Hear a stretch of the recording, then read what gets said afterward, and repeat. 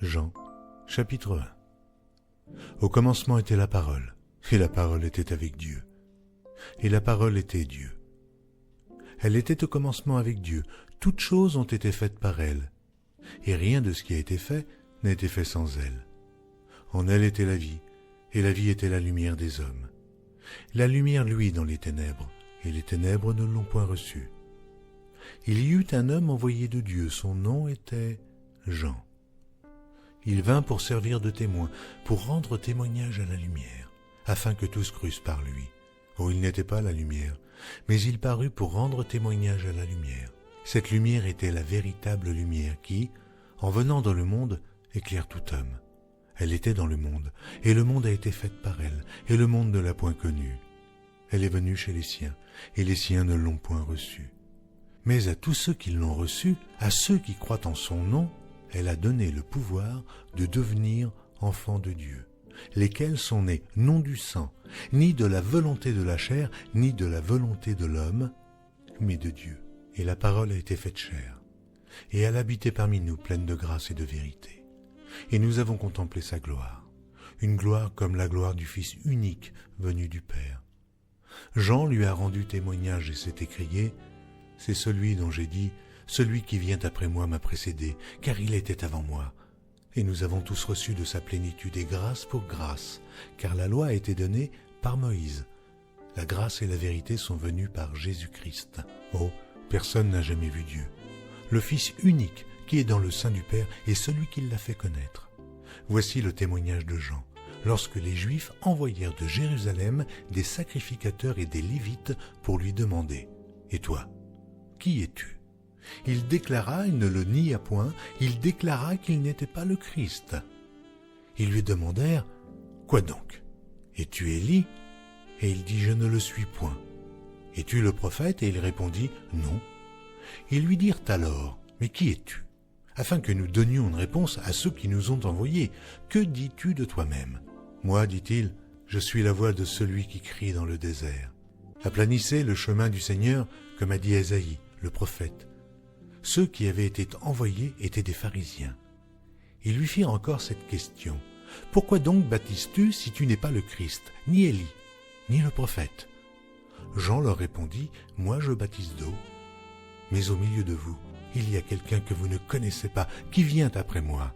Je ne suis pas digne de délier la courroie de ses souliers. » Ces choses se passèrent à Béthanie, au-delà du Jourdain, où Jean baptisait. Le lendemain, il vit Jésus venant à lui, et il dit, « Voici l'agneau de Dieu, qui ôte le péché du monde. C'est celui dont j'ai dit, après moi vient un homme, qui m'a précédé, car il était avant moi. Oh, je ne le connaissais pas, mais c'est afin qu'il fût manifesté à Israël que je suis venu baptiser d'eau. » Jean rendit ce témoignage. J'ai vu l'Esprit descendre du ciel, comme une colombe, et s'arrêter sur lui. Je ne le connaissais pas, mais celui qui m'a envoyé baptiser d'eau, celui-là m'a dit, « Celui sur qui tu verras l'Esprit descendre et s'arrêter, c'est celui qui baptise du Saint-Esprit. » Et j'ai vu, et j'ai rendu témoignage qu'il est le Fils de Dieu. Le lendemain, Jean était encore là, avec 2 de ses disciples, et, ayant regardé Jésus qui passait, il dit, « Voilà l'agneau de Dieu. » Les 2 disciples l'entendirent prononcer ces paroles, et ils suivirent Jésus. Jésus se retourna, et voyant qu'ils le suivaient, il leur dit, « Que cherchez-vous » Ils lui répondirent, « Rabbi », ce qui signifie « Maître », « Où demeures-tu » ? « Venez, leur dit-il, et voyez. » Ils allèrent et ils virent où il demeurait, et ils restèrent auprès de lui ce jour-là. C'était environ la 10e heure. André, frère de Simon-Pierre, était l'un des 2 qui avait entendu les paroles de Jean et qui avait suivi Jésus. Ce fut lui qui rencontra le premier son frère, Simon, et il lui dit « Nous avons trouvé le Messie », ce qui signifie Christ. Et il le conduisit vers Jésus.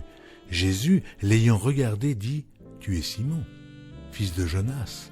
Tu seras appelé Céphas, ce qui signifie Pierre. » Le lendemain, Jésus voulut se rendre en Galilée, où il rencontra Philippe, et il lui dit « Suis-moi. » Philippe était de Bethsaïda, de la ville d'André et de Pierre. Philippe rencontra Nathanaël et lui dit « Nous avons trouvé celui de qui Moïse a écrit dans la loi et dont les prophètes ont parlé. Jésus de Nazareth, fils de Joseph. Nathanaël lui dit, peut-il venir de Nazareth quelque chose de bon? Philippe lui répondit, viens et vois.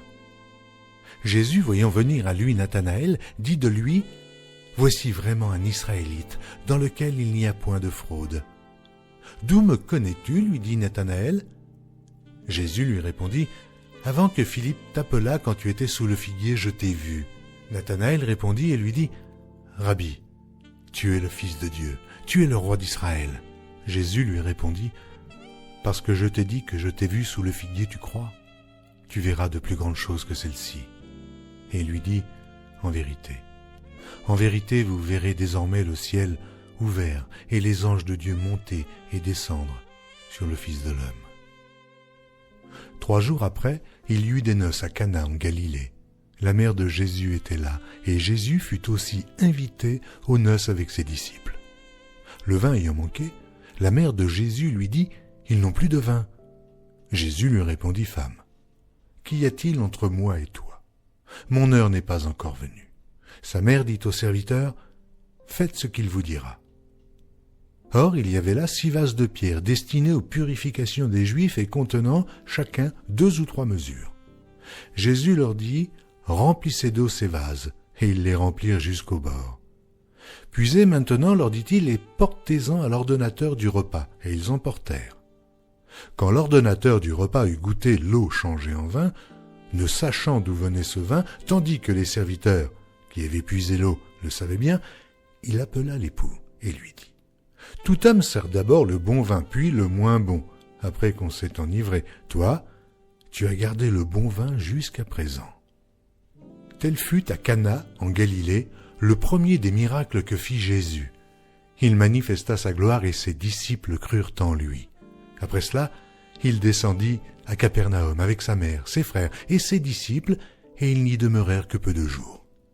La Pâque des Juifs était proche, et Jésus monta à Jérusalem. Il trouva dans le temple les vendeurs de bœufs et de brebis, de pigeons et les changeurs assis. Ayant fait un fouet avec des cordes, il les chassa tous du temple, ainsi que les brebis et les bœufs, il dispersa la monnaie des changeurs et renversa les tables. Et il dit aux vendeurs de pigeons, « ôtez cela d'ici, ne faites pas de la maison de mon père une maison de trafic. » Ses disciples se souvinrent qu'il est écrit, « Le zèle de ta maison me dévore. » Les Juifs, prenant la parole, lui dirent, « Quel miracle nous montres-tu pour agir de la sorte ?» Jésus leur répondit, « Détruisez ce temple, et en 3 jours, je le relèverai. » Les Juifs dirent, « Il a fallu 46 ans pour bâtir ce temple, et toi, en 3 jours, tu le relèveras. » Mais il parlait du temple de son corps. C'est pourquoi, lorsqu'il fut ressuscité des morts, ses disciples se souvinrent qu'il avait dit cela, et ils crurent à l'Écriture et à la parole que Jésus avait dite. Pendant que Jésus était à Jérusalem à la fête de Pâques, plusieurs crurent en son nom, voyant les miracles qu'il faisait. Mais Jésus ne se fiait point à eux parce qu'il les connaissait tous, et parce qu'il n'avait pas besoin qu'on lui rendît témoignage d'aucun homme, car il savait lui-même ce qui était dans l'homme. Mais il y eut un homme d'entre les pharisiens nommé Nicodème, un chef des Juifs, qui vint, lui, auprès de Jésus de nuit et lui dit, « Rabbi, nous savons que tu es un docteur venu de Dieu, car personne ne peut faire ces miracles que tu fais, si Dieu n'est avec lui. » Jésus lui répondit, « En vérité, je te le dis, si un homme ne naît de nouveau, il ne peut voir le royaume de Dieu. » Nicodème lui dit, « Comment un homme peut-il naître quand il est vieux? Peut-il rentrer dans le sein de sa mère et naître ?» Jésus répondit, « En vérité, je te le dis, si un homme ne naît d'eau et d'esprit, il ne peut entrer dans le royaume de Dieu. Ce qui est né de la chair est chair. Ce qui est né de l'esprit est esprit. Ne t'étonne pas que je t'ai dit, il faut que vous naissiez de nouveau. Le vent souffle où il veut, et tu en entends le bruit, mais tu ne sais d'où il vient, ni où il va. Il en est ainsi de tout homme qui est né de l'esprit. » Nicodème lui dit, « Comment cela peut-il se faire ?» Jésus lui répondit, « Tu es le docteur d'Israël et tu ne sais pas ces choses. Ah, en vérité, je te le dis, nous disons ce que nous savons, et nous rendons témoignage de ce que nous avons vu, et vous ne recevez pas notre témoignage.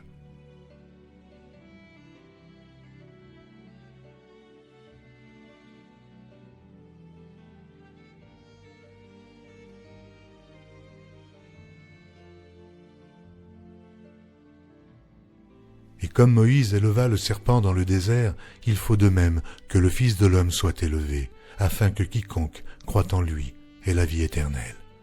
Car Dieu a tant aimé le monde qu'il a donné son Fils unique, afin que quiconque croit en lui ne périsse point, mais qu'il ait la vie éternelle. Dieu, en effet, n'a pas envoyé son Fils dans le monde pour qu'il juge le monde, mais pour que le monde soit sauvé par lui. Celui qui croit en lui n'est point jugé, mais celui qui ne croit pas est déjà jugé, parce qu'il n'a pas cru au nom du Fils unique de Dieu. Et ce jugement, c'est que, la lumière étant venue dans le monde, les hommes ont préféré les ténèbres à la lumière, parce que leurs œuvres étaient mauvaises. Car quiconque fait le mal est la lumière, et ne vient point à la lumière, de peur que ses œuvres ne soient dévoilées. Mais celui qui agit selon la vérité vient à la lumière, afin que ses œuvres soient manifestées, parce qu'elles sont faites en Dieu. Après cela, Jésus, accompagné de ses disciples, se rendit dans la terre de Judée, et là, il demeurait avec eux, et il baptisait.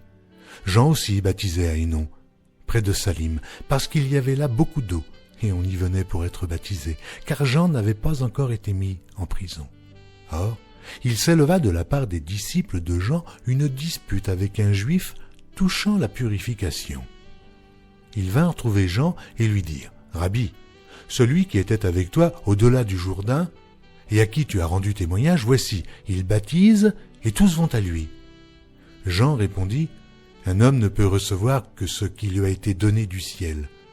Vous-même m'êtes témoin que j'ai dit, je ne suis pas le Christ, mais j'ai été envoyé devant lui. Celui à qui appartient l'épouse, c'est l'époux. Mais l'ami de l'époux qui se tient là et qui l'entend éprouve une grande joie à cause de la voix de l'époux. Aussi, cette joie qui est la mienne est parfaite. Il faut qu'il croisse et que je diminue. Celui qui vient d'en haut est au-dessus de tous. Celui qui est de la terre est de la terre, et il parle comme étant de la terre. Celui qui vient du ciel est au-dessus de tous. Il rend témoignage de ce qu'il a vu et entendu, et personne ne reçoit son témoignage. Celui qui a reçu son témoignage a certifié que Dieu est vrai. Car celui que Dieu a envoyé dit les paroles de Dieu, parce que Dieu ne lui donne pas l'esprit avec mesure. Le Père aime le Fils, et il a remis toutes choses entre ses mains. Celui qui croit au Fils a la vie éternelle. Celui qui ne croit pas au Fils ne verra point la vie, mais la colère de Dieu demeure sur lui. Le Seigneur sut que les pharisiens avaient appris qu'il faisait et baptisait plus de disciples que Jean. Toutefois, Jésus ne baptisait pas lui-même, mais c'étaient ses disciples. Alors il quitta la Judée et retourna en Galilée. Comme il fallait qu'il passât par la Samarie, il arriva dans une ville de Samarie nommée Sichar, près du champ que Jacob avait donné à Joseph, son fils. Là se trouvait le puits de Jacob. Jésus, fatigué du voyage, était assis au bord du puits. C'était environ la 6e heure. Une femme de Samarie vint puiser de l'eau. Jésus lui dit « Donne-moi à boire », car ses disciples étaient allés à la ville pour acheter des vivres. La femme samaritaine lui dit « Comment toi qui es juif, me demandes-tu à boire, à moi, qui suis une femme samaritaine ?» Les Juifs, en effet, n'ont pas de relation avec les Samaritains. Jésus lui répondit « Si tu connaissais le don de Dieu, et qui est celui qui te dit « Donne-moi à boire », tu lui aurais toi-même demandé à boire, et il t'aurait donné de l'eau vive. « Seigneur, lui dit la femme, tu n'as rien pour puiser, et le puits est profond. D'où aurais-tu donc cette eau vive ? Es-tu plus grand que notre père Jacob, qui nous a donné ce puits, et qui en a bu lui-même, ainsi que ses fils et ses troupeaux ?» Jésus lui répondit « Quiconque boit de cette eau aura encore soif.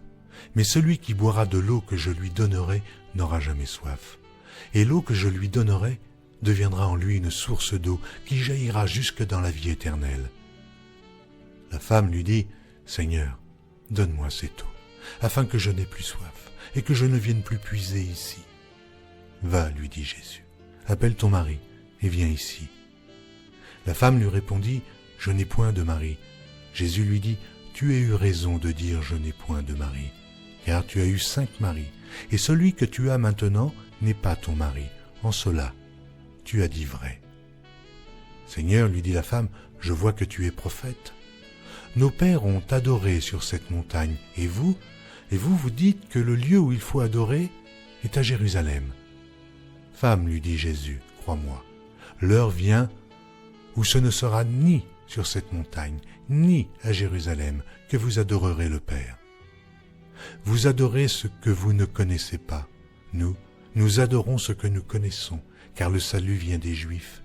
Mais l'heure vient, et elle est déjà venue, où les vrais adorateurs adoreront le Père en esprit et en vérité, car ce sont là les adorateurs que le Père demande.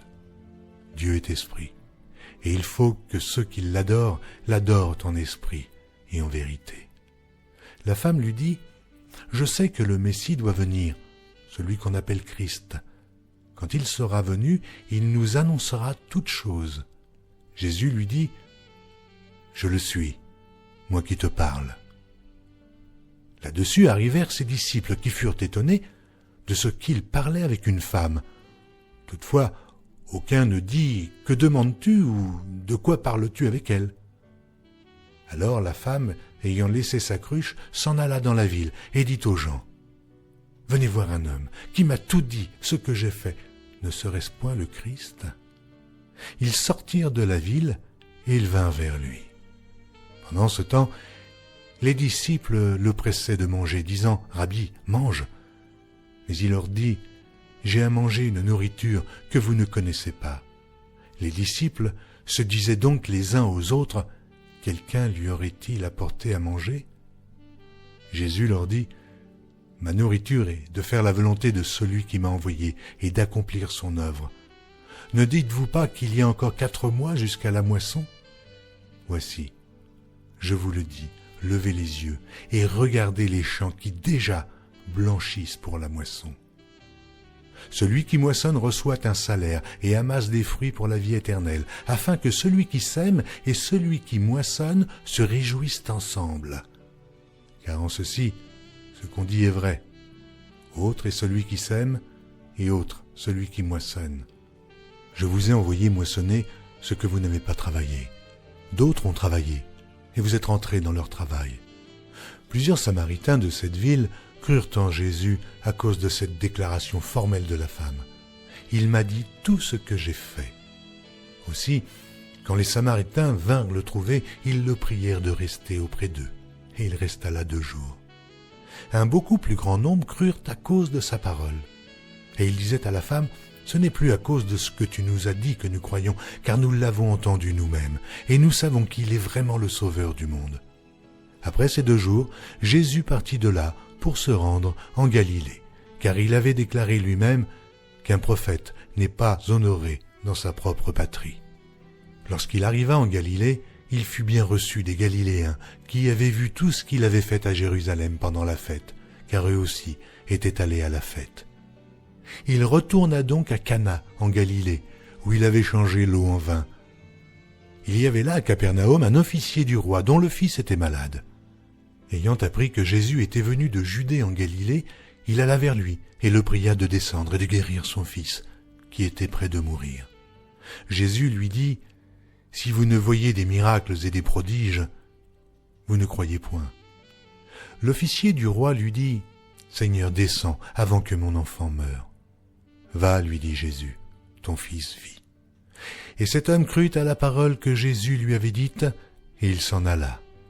Comme déjà il descendait, ses serviteurs venant à sa rencontre lui apportèrent cette nouvelle, « Ton enfant vit. » Il leur demanda à quelle heure il s'était trouvé mieux, et ils lui dirent, « Hier, à la 7e heure, la fièvre l'a quitté. » Le père reconnut que c'était à cette heure-là que Jésus lui avait dit, « Ton fils vit. » Et il crut, lui et toute sa maison. Jésus fit encore ce second miracle lorsqu'il fut venu de Judée en Galilée. Chapitre 5. Après cela, il y eut une fête des Juifs et Jésus monta à Jérusalem. Or, à Jérusalem, près de la porte des brebis, il y a une piscine qui s'appelle en hébreu Bethesda et qui a 5 portiques. Sous ces portiques étaient couchés en grand nombre des malades, des aveugles, des boiteux, des paralytiques qui attendaient le mouvement de l'eau. Car un ange descendait de temps en temps dans la piscine et agitait l'eau. Et celui qui y descendait le premier, après que l'eau avait été agitée, était guéri, quelle que fût sa maladie. Là se trouvait un homme malade depuis 38 ans. Jésus, l'ayant vu coucher, et sachant qu'il était malade depuis longtemps, lui dit « Veux-tu être guéri ?» Le malade lui répondit « Seigneur, je n'ai personne pour me jeter dans la piscine quand l'eau est agitée, et, pendant que j'y vais, un autre descend avant moi. » « Lève-toi, lui dit Jésus, prends ton lit et marche. » Aussitôt cet homme fut guéri, il prit son lit et marcha. C'était un jour de Shabbat. Les Juifs dirent donc à celui qui avait été guéri, « C'est le Shabbat, et il ne t'est pas permis d'emporter ton lit. » Il leur répondit, « Celui qui m'a guéri m'a dit, prends ton lit et marche. » Ils lui demandèrent, « Qui est l'homme qui t'a dit, prends ton lit et marche ?» Mais celui qui avait été guéri ne savait pas qui c'était, car Jésus avait disparu de la foule qui était en ce lieu. Depuis, Jésus le trouva dans le temple et lui dit, « Voici, tu as été guéri, ne pêche plus, de peur qu'il ne t'arrive quelque chose de pire. » Cet homme s'en alla et annonça aux Juifs que c'était Jésus qui l'avait guéri. C'est pourquoi les Juifs poursuivaient Jésus, parce qu'il faisait ces choses le jour du Shabbat. Mais Jésus leur répondit, « Mon Père agit jusqu'à présent, moi aussi j'agis. » À cause de cela, les Juifs cherchaient encore plus à le faire mourir, non seulement parce qu'il violait le sabbat, mais parce qu'il appelait Dieu son propre Père, se faisant lui-même égal à Dieu. Jésus reprit donc la parole et leur dit, « En vérité, je vous le dis, le Fils ne peut rien faire de lui-même, il ne fait que ce qu'il voit faire au Père. Et tout ce que le Père fait, le Fils aussi le fait pareillement, car le Père aime le Fils et lui montre tout ce qu'il fait. Et il lui montrera des œuvres plus grandes que celles-ci, afin que vous soyez dans l'étonnement. Car, comme le Père ressuscite les morts et donne la vie, ainsi le Fils donne la vie à qui il veut. Le Père ne juge personne, mais il a remis tout jugement au Fils, afin que tous honorent le Fils comme ils honorent le Père. Celui qui n'honore pas le Fils n'honore pas le Père qui l'a envoyé. En vérité, je vous le dis, celui qui écoute ma parole, et qui croit à celui qui m'a envoyé à la vie éternelle, et ne vient point en jugement, mais il est passé de la mort à la vie. En vérité, je vous le dis, l'heure vient, et elle est déjà venue où les morts entendront la voix du Fils de Dieu, et ceux qui l'auront entendu vivront. Car comme le Père a en lui-même la vie, il a donné au Fils d'avoir la vie en lui-même, et il lui a donné le pouvoir de juger parce qu'il est le Fils de l'homme. Ne vous étonnez pas de cela. Car l'heure vient où tous ceux qui sont dans les sépulcres entendront sa voix et en sortiront. Ceux qui auront fait le bien ressusciteront pour la vie, mais ceux qui auront fait le mal ressusciteront pour le jugement. Je ne puis rien faire de moi-même. Selon que j'entends, je juge, et mon jugement est juste, parce que je ne cherche pas ma volonté, mais la volonté de celui qui m'a envoyé. Si c'est moi qui rends témoignage de moi-même, mon témoignage n'est pas vrai. Il y en a un autre qui rend témoignage de moi, et je sais que le témoignage qu'il rend de moi est vrai. Vous avez envoyé vers Jean, et il a rendu témoignage à la vérité. Pour moi, ce n'est pas d'un homme que je reçois le témoignage, mais je dis ceci afin que vous soyez sauvés. Jean était la lampe qui brûle et qui luit, et vous avez voulu vous réjouir 1 heure à sa lumière. Moi, j'ai un témoignage plus grand que celui de Jean, car les œuvres que le Père m'a donné d'accomplir, ces œuvres mêmes que je fais, témoignent de moi, que c'est le Père qui m'a envoyé. Et le Père qui m'a envoyé a rendu lui-même témoignage de moi. Vous n'avez jamais entendu sa voix, et vous n'avez point vu sa face, et sa parole ne demeure point en vous, parce que vous ne croyez pas à celui qui l'a envoyé. Vous sondez les Écritures parce que vous pensez avoir en elles la vie éternelle. Ce sont elles qui rendent témoignage de moi. Et vous ne voulez pas venir à moi pour avoir la vie. Je ne tire pas ma gloire des hommes, mais je sais que vous n'avez point en vous l'amour de Dieu. Je suis venu au nom de mon Père, et vous ne me recevez pas. Si un autre vient en son propre nom, vous le recevez. Comment pouvez-vous croire, vous qui tirez votre gloire les uns des autres, et qui ne cherchez point la gloire qui vient de Dieu seul? Ne pensez pas que moi, je vous accuserai devant le Père. Celui qui vous accuse, c'est Moïse, en qui vous avez mis votre espérance. car si vous croyez Moïse, vous me croiriez aussi, parce qu'il a écrit de moi. Mais si vous ne croyez pas à ses écrits, comment croirez-vous à mes paroles? » Après cela, Jésus s'en alla de l'autre côté de la mer de Galilée, de Tibériade. Une grande foule le suivait parce qu'elle voyait les miracles qu'il opérait sur les malades. Jésus monta sur la montagne et là, il s'assit avec ses disciples. Or la Pâque était proche, la fête des Juifs. Ayant levé les yeux et voyant qu'une grande foule venait à lui, Jésus dit à Philippe, « Où achèterons-nous des pains pour que ces gens aient à manger ?» Il disait cela pour l'éprouver, car il savait ce qu'il allait faire. Philippe lui répondit, « Mais les pains qu'on aurait pour 200 deniers ne suffiraient pas pour que chacun en reçût un peu. » Un de ses disciples, André, frère de Simon, Pierre, lui dit, « Il y a ici un jeune garçon qui a 5 pains d'orge et 2 poissons. Mais qu'est-ce que cela pour tant de gens ?» Jésus dit, « Faites-les asseoir. » Il y avait dans ce lieu beaucoup d'herbes. Ils s'assirent donc au nombre d'environ 5000 hommes.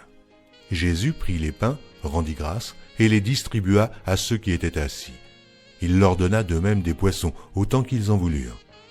Lorsqu'ils furent rassasiés, il dit à ses disciples, « Ramassez les morceaux qui restent, afin que rien ne se perde. » Ils les ramassèrent donc, et ils remplirent 12 paniers avec les morceaux qui restèrent des 5 pains d'orge, après que tous eurent mangé.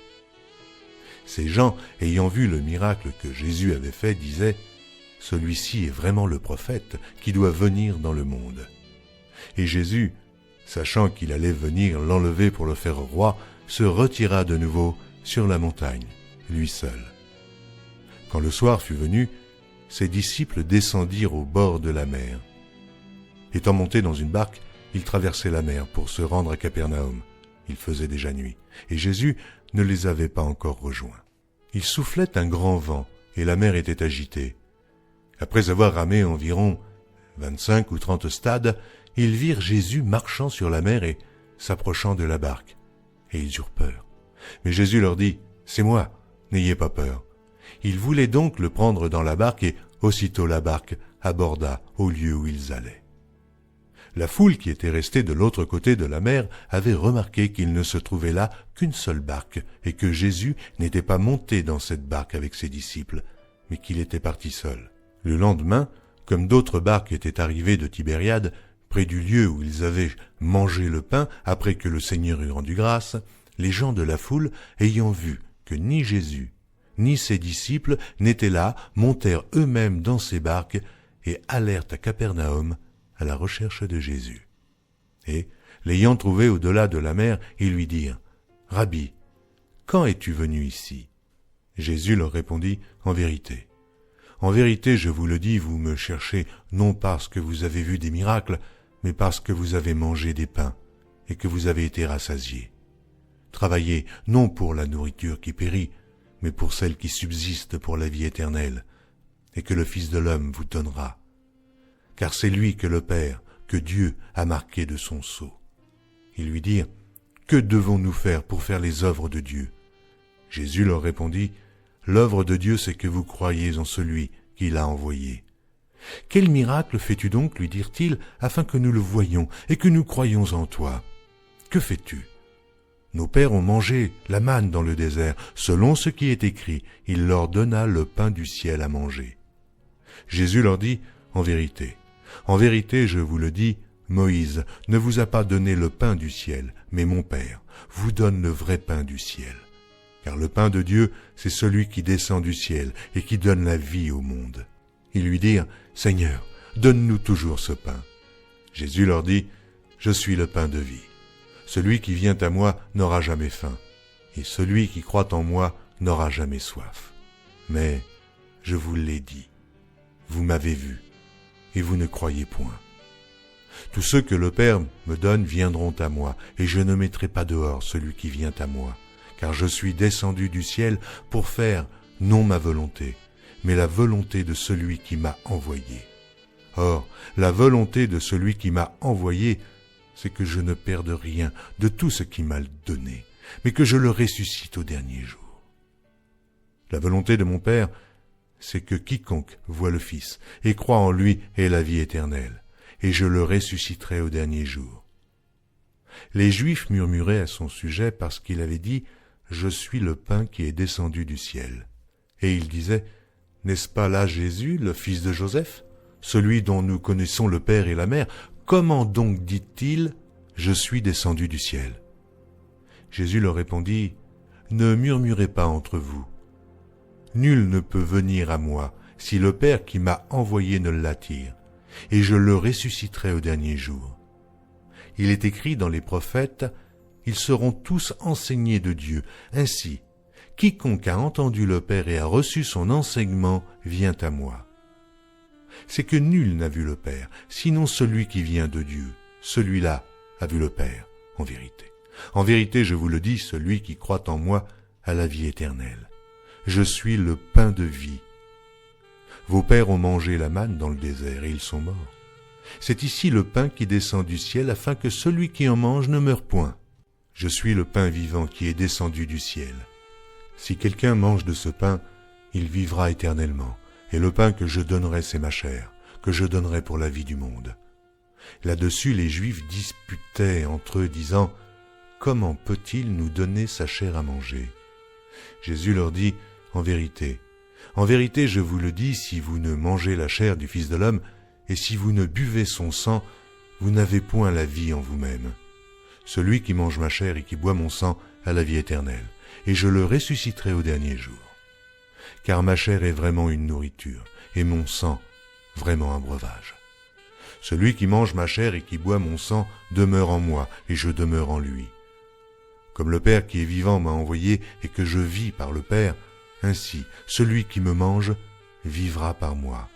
Car c'est ici le pain qui est descendu du ciel. Il n'en est pas comme de vos pères qui ont mangé la manne et qui sont morts. Celui qui mange ce pain vivra éternellement. » Jésus dit ces choses dans la synagogue, enseignant à Capernaum. Plusieurs de ses disciples, après l'avoir entendu, dirent « Cette parole est dure, qui peut l'écouter ?» Jésus, sachant en lui-même que ses disciples murmuraient à ce sujet, leur dit « Cela vous scandalise-t-il ? Et si vous voyez le Fils de l'homme monter où il était auparavant, c'est l'Esprit qui vivifie. La chair ne sert de rien. Les paroles que je vous ai dites sont esprit et vie. Mais il en est parmi vous quelques-uns qui ne croient point. » Car Jésus savait dès le commencement qui étaient ceux qui ne croiraient point, et qui était celui qui le livrerait. Et il ajouta, « C'est pourquoi je vous ai dit que nul ne peut venir à moi si cela ne lui a été donné par le Père. » Dès ce moment, plusieurs de ses disciples se retirèrent, et ils n'allaient plus avec lui. Jésus donc dit aux 12, « Et vous, ne voulez-vous pas aussi vous en aller ?» Simon-Pierre lui répondit, « Seigneur, à qui irions-nous? Tu as les paroles de la vie éternelle. Et nous avons cru, et nous avons connu que tu es le Christ, le Saint de Dieu. » Jésus leur répondit, « N'est-ce pas moi qui vous ai choisi, vous, les 12, et l'un de vous est un démon. » Il parlait de Judas Iscario, fils de Simon, car c'était lui qui devait le livrer, lui, l'un des 12. Après cela, Jésus parcourait la Galilée, car il ne voulait pas séjourner en Judée, parce que les Juifs cherchaient à le faire mourir. Or, la fête des Juifs, la fête des tabernacles, était proche, et ses frères lui dirent, « Pars d'ici, et va en Judée afin que tes disciples voient aussi les œuvres que tu fais. Personne n'agit en secret lorsqu'il désire paraître. Si tu fais ces choses, montre-toi toi-même au monde. » Car ses frères non plus ne croyaient pas en lui. Jésus leur dit, « Mon temps n'est pas encore venu, mais votre temps est toujours prêt. Le monde ne peut vous haïr. Moi, il me hait, parce que je rends de lui le témoignage que ses œuvres sont mauvaises. Montez-vous à cette fête. Pour moi, je n'y monte point, parce que mon temps n'est pas encore accompli. » Après leur avoir dit cela, il resta en Galilée. Lorsque ses frères furent montés à la fête, il y monta aussi lui-même, non publiquement, mais comme en secret. Les Juifs le cherchaient pendant la fête et disaient « Mais où est-il » Il y avait dans la foule grande rumeur à son sujet. Les uns disaient « C'est un homme de bien », d'autres disaient « Non, il égare la multitude ». Personne toutefois ne parlait librement de lui par crainte des Juifs. Vers le milieu de la fête, Jésus monta au temple et il enseignait. Les Juifs s'étonnaient, disant « Comment connaît-il les Écritures, lui qui n'a point étudié ?» Jésus leur répondit « Ma doctrine n'est pas de moi, mais de celui qui m'a envoyé. Si quelqu'un veut faire sa volonté, il connaîtra si ma doctrine est de Dieu, ou si je parle de mon chef. Celui qui parle de son chef cherche sa propre gloire, mais celui qui cherche la gloire de celui qui l'a envoyé, celui-là est vrai, et il n'y a point d'injustice en lui. Moïse ne vous a-t-il pas donné la loi, et nul de vous n'observe la loi? Pourquoi cherchez-vous à me faire mourir ?» La foule répondit, « Tu as un démon. Qu'est-ce qui cherche à te faire mourir ?» Jésus leur répondit, « J'ai fait une œuvre, et vous en êtes tous étonnés. Moïse vous a donné la circoncision, non qu'elle vienne de Moïse, car elle vient des patriarches. Si vous circoncisez un homme le jour du Shabbat, si un homme reçoit la circoncision le jour du Shabbat, afin que la loi de Moïse ne soit pas violée, pourquoi vous irritez-vous contre moi de ce que j'ai guéri un homme tout entier le jour du Shabbat? Ne jugez pas selon l'apparence, mais jugez selon la justice. » Quelques habitants de Jérusalem disaient « N'est-ce pas là celui qu'il cherche à faire mourir? Et voici, il parle librement, et ils ne lui disent rien. Est-ce que vraiment les chefs auraient reconnu qu'il est le Christ? Cependant, celui-ci, nous savons d'où il est, mais le Christ, quand il viendra, personne ne saura d'où il est. » Et Jésus, enseignant dans le temple, s'écria, « Vous me connaissez, et vous savez d'où je suis. Je ne suis pas venu de moi-même, mais celui qui m'a envoyé est vrai, et vous ne le connaissez pas. Moi, je le connais, car je viens de lui, et c'est lui qui m'a envoyé. » Il cherchait donc à se saisir de lui, et personne ne mit la main sur lui, parce que son heure n'était pas encore venue. Plusieurs parmi la foule crurent en lui, et ils disaient « Le Christ, quand il viendra, fera-t-il plus de miracles que n'en fait celui-ci » Les pharisiens entendirent la foule murmurant de lui ces choses, alors les principaux sacrificateurs et les pharisiens envoyèrent des huissiers pour le saisir. Jésus dit, « Je suis encore avec vous pour un peu de temps, puis je m'en vais vers celui qui m'a envoyé. Vous me chercherez et vous ne me trouverez pas, et vous ne pourrez venir où je serai. » Sur quoi les Juifs dirent entre eux, « Où ira-t-il, que nous ne le trouvions pas? Ira-t-il parmi ceux qui sont dispersés chez les Grecs et enseignera-t-il les Grecs? Que signifie cette parole qu'il a dite? Vous me chercherez et vous ne me trouverez pas, et vous ne pouvez venir où je serai. » Le dernier jour, le grand jour de la fête, Jésus, se tenant debout, s'écria, « Si quelqu'un a soif, qu'il vienne à moi, et qu'il boive. Celui qui croit en moi, des fleuves d'eau vive couleront de son sein, comme dit l'Écriture. » Il dit cela de l'Esprit qui devait recevoir ceux qui croiraient en lui, car l'Esprit n'était pas encore parce que Jésus n'avait pas encore été glorifié. Des gens de la foule, ayant entendu ces paroles, disaient « Celui-ci est vraiment le prophète. » D'autres disaient « C'est le Christ. » Et d'autres disaient « Est-ce bien de la Galilée que doit venir le Christ ?» L'Écriture ne dit-elle pas que c'est de la postérité de David et du village de Bethléem, où était David, que le Christ doit venir? Il y eut donc à cause de lui division parmi la foule. Quelques-uns d'entre eux voulaient le saisir, mais personne ne mit la main sur lui. Aussi, les huissiers retournèrent vers les principaux sacrificateurs et les pharisiens, et ceux-ci leur dirent, « Pourquoi ne l'avez-vous pas amené ?» Les huissiers répondirent, « Jamais homme n'a parlé comme cet homme. » Les pharisiens leur répliquèrent, « Est-ce que vous aussi, vous avez été séduits? Y a-t-il quelqu'un des chefs ou des pharisiens qui ait cru en lui? » Mais cette foule, qui ne connaît pas la loi, ce sont des maudits. Nicodème, qui était venu de nuit vers Jésus, et qui était l'un d'entre eux, leur dit, « Notre loi condamne-t-elle un homme avant qu'on l'entende et qu'on sache ce qu'il a fait ?» Ils lui répondirent, « Es-tu aussi galiléen? Examine, et tu verras que de la Galilée, il ne sort point de prophète. » Et chacun s'en retourna dans sa maison. Jésus se rendit à la montagne des Oliviers, mais dès le matin il alla de nouveau dans le temple, et tout le peuple vint à lui. S'étant assis, il les enseignait. Alors les scribes et les pharisiens amenèrent une femme surprise en adultère, et la plaçant au milieu du peuple, ils dirent à Jésus, « Maître, cette femme a été surprise en flagrant délit d'adultère. Moïse, dans la loi, nous a ordonné de lapider de telles femmes. Toi donc, que dis-tu ? Il disait cela pour l'éprouver, afin de pouvoir l'accuser. Mais Jésus, s'étant baissé, écrivait, avec le doigt sur la terre. Comme il continuait à l'interroger, il se releva et leur dit « Que celui de vous qui est sans péché jette le premier la pierre contre elle. » Et s'étant de nouveau baissé, il écrivait sur la terre. Quand ils entendirent cela, accusés par leur conscience, ils se retirèrent un à un, depuis les plus âgés jusqu'aux derniers, et Jésus resta seul avec la femme qui était là, au milieu.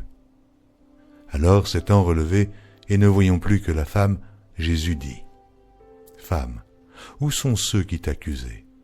Personne ne t'a-t-il condamné ?» Elle répondit « Non, Seigneur. » Et Jésus lui dit « Je ne te condamne pas non plus. Va, et ne pêche plus. » Jésus leur parla de nouveau et dit « Je suis la lumière du monde. Celui qui me suit ne marchera pas dans les ténèbres, mais il aura la lumière de la vie. » Là-dessus, les pharisiens lui dirent « Tu rends témoignage de toi-même, ton témoignage n'est pas vrai. » Jésus leur répondit « Quoique je rende témoignage de moi-même, mon témoignage est vrai, car je sais d'où je suis venu et où je vais. Mais vous ne savez d'où je viens, ni où je vais. Vous jugez selon la chair, moi, je ne juge personne. Et si je juge, mon jugement est vrai, car je ne suis pas seul, mais le Père qui m'a envoyé est avec moi. Il est écrit dans votre loi que le témoignage de 2 hommes est vrai. Je rends témoignage de moi-même, et le Père qui m'a envoyé rend témoignage de moi. » Ils lui dirent donc, « Où est ton Père ?» Jésus répondit, « Vous ne connaissez ni moi, ni mon Père. Si vous me connaissiez, vous connaîtriez aussi mon Père. » Jésus dit ces paroles, enseignant dans le temple, au lieu où était le trésor, et personne ne le saisit parce que son heure n'était pas encore venue.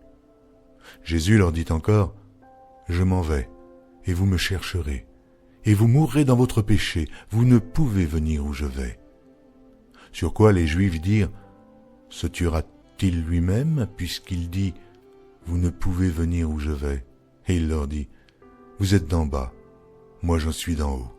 Vous êtes de ce monde, moi je ne suis pas de ce monde. C'est pourquoi je vous ai dit que vous mourrez dans vos péchés, car si vous ne croyez pas ce que je suis, vous mourrez dans vos péchés. Qui es-tu, lui dirent-ils. Jésus leur répondit, « Ce que je vous dis dès le commencement. J'ai beaucoup de choses à dire de vous et à juger en vous. Mais celui qui m'a envoyé est vrai, et ce que j'ai entendu de lui, je le dis au monde. » Ils ne comprirent point qu'il leur parlait du Père. Jésus donc leur dit, « Quand vous aurez élevé le Fils de l'homme, alors vous connaîtrez ce que je suis, et que je ne fais rien de moi-même, mais que je parle selon ce que le Père m'a enseigné. Celui qui m'a envoyé est avec moi, il ne m'a pas laissé seul, parce que je fais toujours ce qui lui est agréable. » Comme Jésus parlait ainsi, plusieurs crurent en lui. Et il dit aux Juifs qui avaient cru en lui, « Si vous demeurez dans ma parole, vous êtes vraiment mes disciples. Vous connaîtrez la vérité, et la vérité vous affranchira. » Ils lui répondirent, « Nous sommes la postérité d'Abraham, et nous ne fûmes jamais esclaves de personne. Comment dis-tu, vous deviendrez libres ? » En vérité, je vous le dis, leur répliqua Jésus, quiconque se livre au péché est esclave du péché. Or, l'esclave ne demeure pas toujours dans la maison, le Fils y demeure toujours. Si donc le Fils vous affranchit, vous serez réellement libre. Je sais que vous êtes la postérité d'Abraham, mais vous cherchez à me faire mourir, parce que ma parole ne pénètre pas en vous. Je dis ce que j'ai vu chez mon Père, et vous faites ce que vous avez entendu de la part de votre Père. Ils lui répondirent, « Notre Père, c'est Abraham. » Jésus leur dit, « Si vous étiez enfants d'Abraham, vous feriez les œuvres d'Abraham. Mais maintenant, vous cherchez à me faire mourir. Moi qui vous ai dit la vérité, que j'ai entendue de Dieu. Cela, Abraham ne l'a point fait. Vous êtes les œuvres de votre Père. » Ils lui dirent, « Nous ne sommes pas des enfants illégitimes, nous avons un seul Père, Dieu. » Jésus leur dit, « Si Dieu était votre Père, vous m'aimeriez, car c'est de Dieu que je suis sorti et que je viens. Je ne suis pas venu de moi-même, mais c'est lui qui m'a envoyé. Pourquoi ne comprenez-vous pas mon langage ? Parce que vous ne pouvez écouter ma parole. Vous avez pour père le diable, et vous voulez accomplir les désirs de votre père. Il a été meurtrier dès le commencement, et il ne se tient pas dans la vérité, parce qu'il n'y a pas de vérité en lui. Lorsqu'il profère le mensonge, il parle de son propre fond, car il est menteur, et le père du mensonge. Et moi, parce que je dis la vérité, vous ne me croyez pas. Qui de vous me convaincra de péché? Si je dis la vérité, pourquoi ne me croyez-vous pas? Celui qui est de Dieu écoute les paroles de Dieu. Vous n'écoutez pas, parce que vous n'êtes pas de Dieu. Les Juifs lui répondirent, « N'avons-nous pas raison de dire que tu es un Samaritain et que tu as un démon ?» Jésus répliqua, « Je n'ai point de démon, mais j'honore mon Père et vous m'outragez. Je ne cherche point ma gloire. Il en est un qui la cherche et qui juge. En vérité, je vous le dis, si quelqu'un garde ma parole, il ne verra jamais la mort. » Maintenant, lui dirent les Juifs, « Nous connaissons que tu as un démon. Abraham est mort, les prophètes aussi. Et tu dis, si quelqu'un garde ma parole, il ne verra jamais la mort. Es-tu plus grand que notre père Abraham qui est mort? Les prophètes aussi sont morts. Qui prétends-tu être? » Jésus répondit, « Si je me glorifie moi-même, ma gloire n'est rien. C'est mon Père qui me glorifie. Lui, que vous dites être votre Dieu, et que vous ne connaissez pas. Pour moi, je le connais. Et si je disais que je ne le connais pas, je serais semblable à vous, un menteur. Mais je le connais, et je garde sa parole. Abraham, votre père, a tressailli de joie de ce qu'il verrait mon jour. Il l'a vu, et il s'est réjoui. Les Juifs lui dirent, « Tu n'as pas encore 50 ans, et tu as vu Abraham. » Jésus leur dit, « En vérité, je vous le dis, avant qu'Abraham fût, je suis. » Là-dessus, ils prirent des pierres pour les jeter contre lui, mais Jésus se cacha, et il sortit du temple. Jésus vit en passant un homme aveugle de naissance. Ses disciples lui firent cette question, « Rabbi, qui a péché, cet homme ou ses parents, pour qu'il soit né aveugle ?» Jésus répondit, « Ce n'est pas que lui ou ses parents aient péché, mais c'est afin que les œuvres de Dieu soient manifestées en lui. Il faut que je fasse, tandis qu'il est jour, les œuvres de celui qui m'a envoyé. La nuit vient où personne ne peut travailler. Pendant que je suis dans le monde, je suis la lumière du monde. » Après avoir dit cela, il cracha à terre et fit de la boue avec sa salive. Puis il appliqua cette boue sur les yeux de l'aveugle et lui dit, « Va, et lave-toi au réservoir de Siloé, nom qui signifie « envoyé ». Il y alla, se lava et s'en retourna voyant clair. Ses voisins et ceux qui auparavant l'avaient connu comme un mendiant disaient, « N'est-ce pas là celui qui se tenait assis et qui mendiait ?»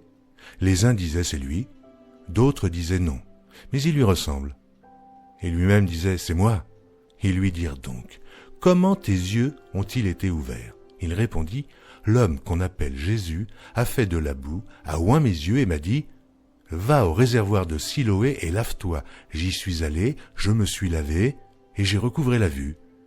Ils lui dirent, « Mais où est cet homme ?» Il répondit, « Je ne sais. » Ils menèrent vers les pharisiens celui qui avait été aveugle. Or, c'était un jour de Shabbat que Jésus avait fait de la boue et lui avait ouvert les yeux. De nouveau, les pharisiens aussi lui demandèrent comment il avait recouvré la vue. Et il leur dit, « Il a appliqué de la boue sur mes yeux, je me suis lavé, et je vois. » Sur quoi quelques-uns des pharisiens dirent, « Cet homme ne vient pas de Dieu, car il n'observe pas le Shabbat. » D'autres dirent, « Comment un homme pécheur peut-il faire de tels miracles ?» Il y eut division parmi eux. Ils dirent encore à l'aveugle, « Toi, que dis-tu de lui, sur ce qu'il t'a ouvert les yeux ?» Il répondit, « C'est un prophète. » Les Juifs ne crurent point qu'il eût été aveugle et qu'il eût recouvré la vue, jusqu'à ce qu'ils eussent fait venir ses parents. Ils les interrogèrent, disant, « Est-ce là votre fils, que vous dites né aveugle? Comment donc voit-il maintenant ?» Ses parents répondirent, « Nous savons que c'est notre fils et qu'il est né aveugle, mais comment il voit maintenant ou qui lui a ouvert les yeux, c'est ce que nous ne savons. Interrogez-le lui-même, il a de l'âge, il parlera de ce qui le concerne. » Ses parents dirent cela parce qu'ils craignaient les Juifs, car les Juifs étaient déjà convenus que, si quelqu'un reconnaissait Jésus pour le Christ, il serait exclu de la synagogue. C'est pourquoi ses parents dirent, « Il a de l'âge, interrogez-le lui-même. » Les pharisiens appelèrent une seconde fois l'homme qui avait été aveugle et lui dirent « Donne gloire à Dieu, nous savons que cet homme est un pécheur. » Il répondit « S'il est un pécheur, je ne sais. Je sais une chose, c'est que j'étais aveugle et que maintenant je vois. » Ils lui dirent « Que t'a-t-il fait? Comment t'a-t-il ouvert les yeux ?» Il leur répondit « Je vous l'ai déjà dit, et vous n'avez pas écouté. Pourquoi voulez-vous l'entendre encore? Voulez-vous aussi devenir ses disciples ?» Ils l'injurièrent et dirent « C'est toi qui es son disciple. Nous sommes disciples de Moïse. Nous savons que Dieu a parlé à Moïse, mais celui-ci, nous ne savons d'où il est. » Cet homme leur répondit « Il est étonnant que vous ne sachiez d'où il est, et cependant il m'a ouvert les yeux. Nous savons que Dieu n'exauce point les pécheurs, mais si quelqu'un l'honore et fait sa volonté, c'est celui-là qui l'exauce. Jamais on n'a entendu dire que quelqu'un ait ouvert les yeux d'un aveugle-né. Si cet homme ne venait pas de Dieu, il ne pourrait rien faire. » Ils lui répondirent « Tu es né tout entier dans le péché, et tu nous enseignes !» Et ils le chassèrent. Jésus apprit qu'ils l'avaient chassé, et, l'ayant rencontré, il lui dit « Crois-tu au Fils de Dieu ?» Il répondit « Et qui est-il, Seigneur, afin que je croie en lui ?» « Tu l'as vu, lui dit Jésus, et celui qui te parle, c'est lui. » Et il dit « Je crois, Seigneur », et il se prosterna devant lui. Puis Jésus dit « Je suis venu dans ce monde pour un jugement, pour que ceux qui ne voient point voient, et que ceux qui voient deviennent aveugles. » Quelques pharisiens qui étaient avec lui, ayant entendu ces paroles, lui dirent « Nous aussi, sommes-nous aveugles ?» Jésus leur répondit « Si vous étiez aveugles, vous n'auriez pas de péché. Mais maintenant vous dites « Nous voyons », et c'est pour cela que votre péché subsiste. » Chapitre 10. En vérité, je vous le dis, celui qui n'entre pas par la porte dans la bergerie, mais qui y monte par ailleurs, est un voleur et un brigand. Mais celui qui entre par la porte est le berger des brebis. Le portier lui ouvre, et les brebis entendent sa voix. Il appelle par leur nom les brebis qui lui appartiennent, et il les conduit dehors. Lorsqu'il a fait sortir toutes ses propres brebis, il marche devant elles, et les brebis le suivent, parce qu'elles connaissent sa voix. Elles ne suivront point un étranger, mais elles fuiront loin de lui, parce qu'elles ne connaissent pas la voix des étrangers. Jésus leur dit cette parabole, mais ils ne comprirent pas de quoi il leur parlait. Jésus leur dit encore en vérité, je vous le dis, je suis la porte des brebis. Tous ceux qui sont venus avant moi sont des voleurs et des brigands, mais les brebis ne les ont point écoutés. Je suis la porte. Si quelqu'un entre par moi, il sera sauvé. Il entrera et il sortira, et il trouvera des pâturages. Le voleur ne vient que pour dérober, égorger et détruire. Moi, je suis venu afin que les brebis aient la vie et qu'elles soient dans l'abondance. Je suis le bon berger. Le bon berger donne sa vie pour ses brebis. Mais le mercenaire, qui n'est pas le berger et à qui n'appartiennent pas les brebis, voit venir le loup, abandonne les brebis et prend la fuite, et le loup les ravit et les disperse. Le mercenaire s'enfuit parce qu'il est mercenaire et qu'il ne se met point en peine des brebis.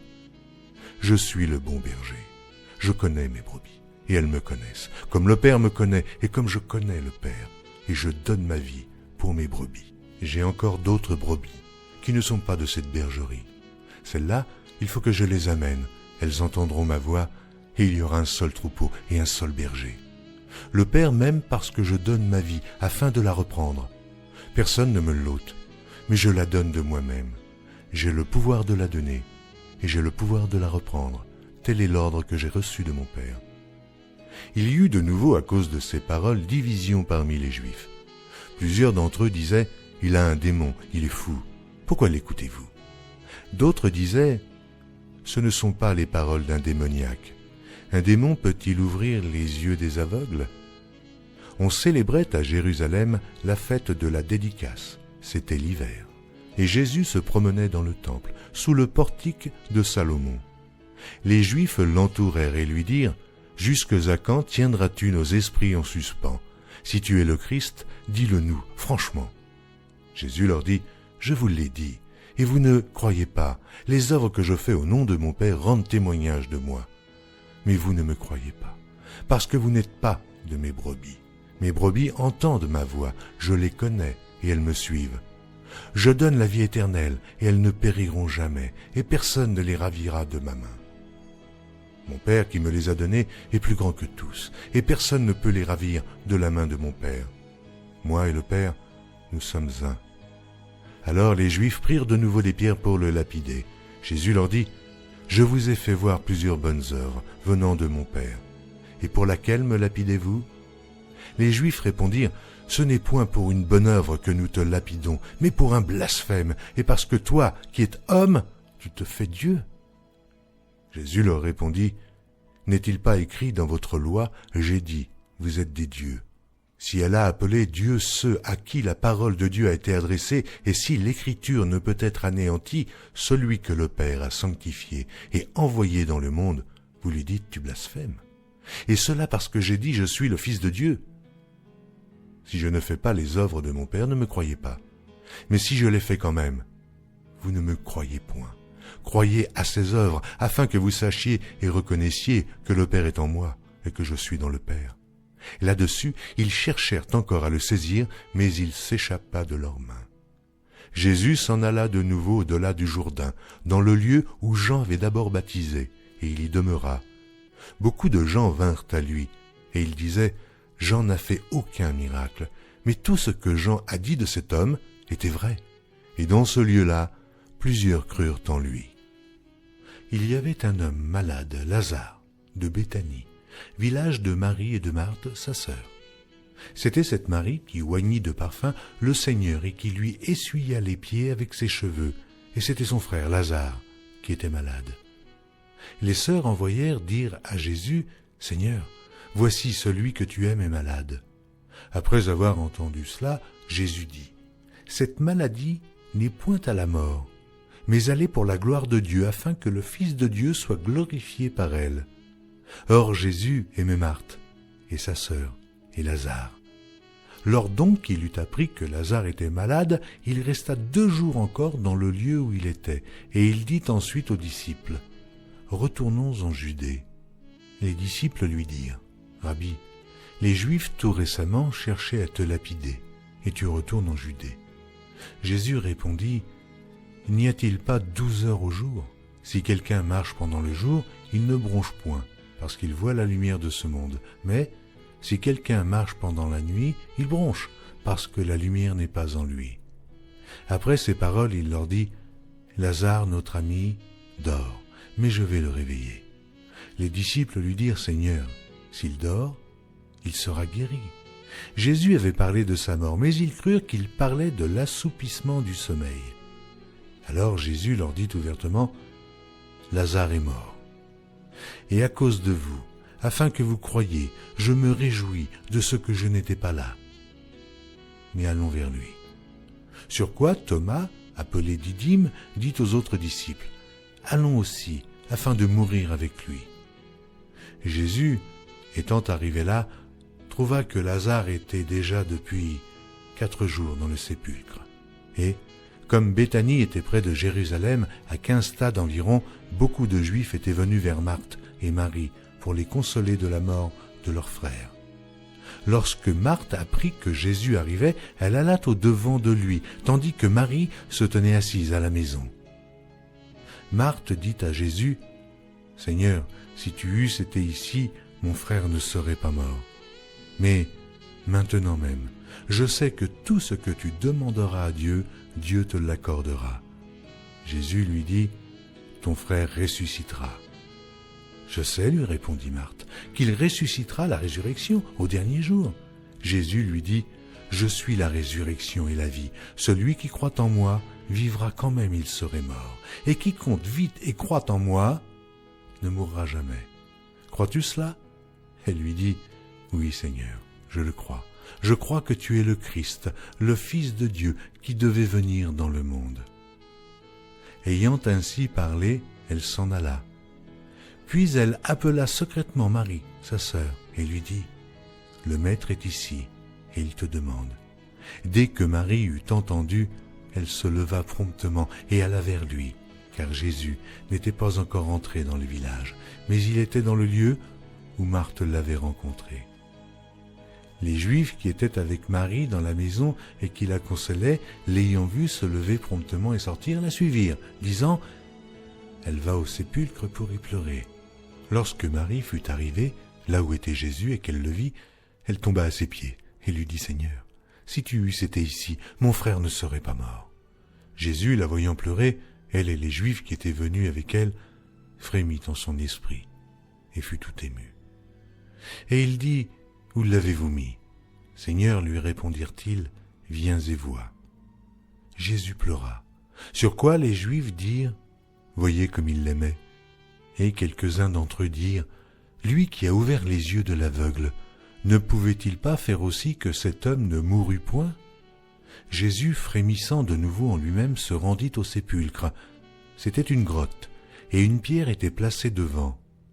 Jésus dit « Ôtez la pierre. » Marthe, la sœur du mort, lui dit « Seigneur, il sent déjà, car il y a 4 jours qu'il est là. » Jésus lui dit « Ne t'ai-je pas dit que, si tu crois, tu verras la gloire de Dieu ?» Ils ôtèrent donc la pierre, et Jésus leva les yeux en haut et dit « Père, je te rends grâce de ce que tu m'as exaucé. Pour moi, je savais que tu m'exauces toujours, mais j'ai parlé à cause de la foule qui m'entoure, afin qu'ils croient que c'est toi qui m'as envoyé. » Ayant dit cela, il cria d'une voix forte, « Lazare, sors !» Et le mort sortit, les pieds et les mains liés de bandes, et le visage enveloppé d'un linge. Jésus leur dit, « Déliez-le, et laissez-le aller. » Plusieurs des Juifs qui étaient venus vers Marie et qui virent ce que fit Jésus, crurent en lui. Mais quelques-uns d'entre eux allèrent trouver les pharisiens et leur dirent ce que Jésus avait fait. Alors, les principaux sacrificateurs et les pharisiens assemblèrent le Sanhédrin et dirent « Que ferons-nous ? Car cet homme fait beaucoup de miracles. Si nous le laissons faire, tous croiront en lui, et les Romains viendront détruire et notre ville et notre nation. » L'un d'eux, Caïphe, qui était souverain sacrificateur cette année-là, leur dit « Vous n'y entendez rien. Vous ne réfléchissez pas qu'il est dans votre intérêt qu'un seul homme meure pour le peuple et que la nation entière ne périsse pas. » Or, il ne dit pas cela de lui-même. Mais étant souverain sacrificateur cette année-là, il prophétisa que Jésus devait mourir pour la nation. Et ce n'était pas pour la nation seulement. C'était aussi afin de réunir en un seul corps les enfants de Dieu dispersés. Dès ce jour, ils résolurent de le faire mourir. C'est pourquoi Jésus ne se montra plus ouvertement parmi les Juifs, mais il se retira dans la contrée voisine du désert, dans une ville appelée Éphraïm, et là, il demeurait avec ses disciples.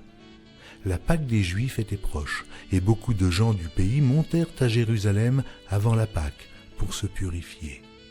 Ils cherchaient Jésus, et ils se disaient les uns aux autres dans le temple, « Que vous en semble? Ne viendra-t-il pas à la fête ?» Or les principaux sacrificateurs et les pharisiens avaient donné l'ordre que, si quelqu'un savait où il était, il le déclarât, afin qu'on se saisît de lui. 6 jours avant la Pâque, Jésus arriva à Béthanie, où était Lazare, qu'il avait ressuscité des morts. Là, on lui fit un souper. Marthe servait, et Lazare était un de ceux qui se trouvaient à table avec lui. Marie, ayant pris une livre d'un parfum de nard pur de grand prix, oignit les pieds de Jésus, et elle lui essuya les pieds avec ses cheveux, et la maison fut remplie de l'odeur du parfum. Un de ses disciples, Judas Iscario, fils de Simon, celui qui devait le livrer, dit « Pourquoi n'a-t-on pas vendu ce parfum 300 deniers pour les donner aux pauvres ?» Il disait cela, non qu'il se mît en peine des pauvres, mais parce qu'il était voleur, et que, tenant la bourse, il prenait ce qu'on y mettait. Mais Jésus dit « Laissez-la garder ce parfum pour le jour de ma sépulture. Vous avez toujours les pauvres avec vous, mais vous ne m'avez pas toujours. » Une grande multitude de Juifs apprirent que Jésus était à Béthanie, et ils y vinrent, non pas seulement à cause de lui, mais aussi pour voir Lazare, qu'il avait ressuscité des morts. Les principaux sacrificateurs délibérèrent de faire mourir aussi Lazare, parce que beaucoup de Juifs se retiraient d'eux à cause de lui et croyaient en Jésus. Le lendemain, une foule nombreuse de gens venus à la fête, ayant entendu dire que Jésus se rendait à Jérusalem, prirent des branches de palmier, et allèrent au-devant de lui en criant « Hosanna, Hosanna, béni soit celui qui vient au nom du Seigneur, le roi d'Israël. » Jésus trouva un ânon et s'assit dessus, selon qu'il est écrit « Ne crains point, fille de Sion, voici, ton roi vient, assis sur le petit d'une ânesse. » Ses disciples ne comprirent pas d'abord ces choses, mais, lorsque Jésus eut été glorifié, il se souvint qu'elles étaient écrites de lui, et qu'il les avait accomplies à son égard. Tous ceux qui étaient avec Jésus quand il appela Lazare du sépulcre et le ressuscita des morts lui rendaient témoignage, et la foule vint au-devant de lui parce qu'elle avait appris qu'il avait fait ce miracle. Les pharisiens se dirent donc les uns aux autres, « Vous voyez que vous ne gagnez rien, voici, le monde est allé auprès de lui. » Quelques Grecs du nombre de ceux qui étaient montés pour adorer pendant la fête s'adressèrent à Philippe de Bethsaïda en Galilée et lui dirent avec instance « Seigneur, nous voudrions voir Jésus. » Philippe alla le dire à André. Puis André et Philippe le dirent à Jésus. Jésus leur répondit « L'heure est venue où le Fils de l'homme doit être glorifié. En vérité, je vous le dis, si le grain de blé qui est tombé en terre ne meurt, il reste seul. Mais s'il meurt, il porte beaucoup de fruits. Celui qui aime sa vie la perdra, et celui qui hait sa vie dans ce monde la conservera pour la vie éternelle. Si quelqu'un me sert, qu'il me suive, et là où je suis, là aussi sera mon serviteur. Si quelqu'un me sert, le Père l'honorera. Maintenant mon âme est troublée, et que dirai-je? Père, délivre-moi de cette heure, mais c'est pour cela que je suis venu jusqu'à cette heure. Père, glorifie ton nom. Et une voix du ciel vint, je l'ai glorifié, et je le glorifierai encore. La foule qui était là et qui avait entendu disait que c'était un tonnerre. D'autres disaient, un ange lui a parlé. Jésus dit, ce n'est pas à cause de moi que cette voix s'est fait entendre, c'est à cause de vous. Maintenant a lieu le jugement de ce monde. Maintenant, le prince de ce monde sera jeté dehors. Et moi, quand j'aurai été élevé de la terre, j'attirerai tous les hommes à moi. En parlant ainsi, il indiquait de quelle mort il devait mourir. La foule lui répondit, « Nous avons appris par la loi que le Christ demeure éternellement. Comment donc dis-tu, il faut que le Fils de l'homme soit élevé? Qui est ce Fils de l'homme » Jésus leur dit, « La lumière est encore pour un peu de temps au milieu de vous. Marchez, pendant que vous avez la lumière, afin que les ténèbres ne vous surprennent point. Celui qui marche dans les ténèbres ne sait où il va. Pendant que vous avez la lumière, croyez en la lumière, afin que vous soyez des enfants de lumière. » Jésus dit ces choses, puis il s'en alla et se cacha loin d'eux. Malgré tant de miracles qu'il avait faits en leur présence, ils ne croyaient pas en lui, afin que s'accomplît la parole qu'Ésaïe, le prophète, a prononcée. « Seigneur, qui a cru à notre prédication? Et à qui le bras du Seigneur a-t-il été révélé ?» Aussi ne pouvaient-ils croire, parce qu'Ésaïe a dit encore, « Il a aveuglé leurs yeux, et il a endurci leur cœur, de peur qu'ils ne voient des yeux, qu'ils ne comprennent du cœur, qu'ils ne se convertissent, et que je ne les guérisse. » Ésaïe dit ces choses lorsqu'il vit sa gloire, et qu'il parla de lui. Cependant, même parmi les chefs, plusieurs crurent en lui. Mais, à cause des pharisiens, ils n'en faisaient pas l'aveu, dans la crainte d'être exclus de la synagogue. Car ils aimèrent la gloire des hommes plus que la gloire de Dieu. Or, Jésus s'était écrié, « Celui qui croit en moi croit, non pas en moi, mais en celui qui m'a envoyé. Et celui qui me voit, voit celui qui m'a envoyé. Je suis venu comme une lumière dans le monde, afin que quiconque croit en moi ne demeure pas dans les ténèbres. Si quelqu'un entend mes paroles et ne les garde point, ce n'est pas moi qui le juge, car je suis venu non pour juger le monde, mais pour sauver le monde. Celui qui me rejette et qui ne reçoit pas mes paroles à son juge, la parole que j'ai annoncée, c'est elle qui le jugera au dernier jour. Car je n'ai point parlé de moi-même, mais le Père, qui m'a envoyé, m'a prescrit lui-même ce que je dois dire et annoncer. Et je sais que son commandement est la vie éternelle. C'est pourquoi les choses que je dis, je les dis comme le Père me les a dites. » Avant la fête de Pâques, Jésus, sachant que son heure était venue de passer de ce monde au Père, et ayant aimé les siens qui étaient dans le monde, mit le comble à son amour pour eux. Pendant le souper, lorsque le diable avait déjà inspiré au cœur de Judas Iscario, fils de Simon, le dessein de le livrer, Jésus, qui savait que le Père avait remis toutes choses entre ses mains, qu'il était venu de Dieu et qu'il s'en allait à Dieu, se leva de table, ôta ses vêtements et prit un linge dont il se ceignit. Ensuite, il versa de l'eau dans un bassin et il se mit à laver les pieds des disciples et à les essuyer avec le linge dont il était ceint. Il vint donc à Simon-Pierre, et Pierre lui dit, « Toi, Seigneur, tu me laves les pieds ?»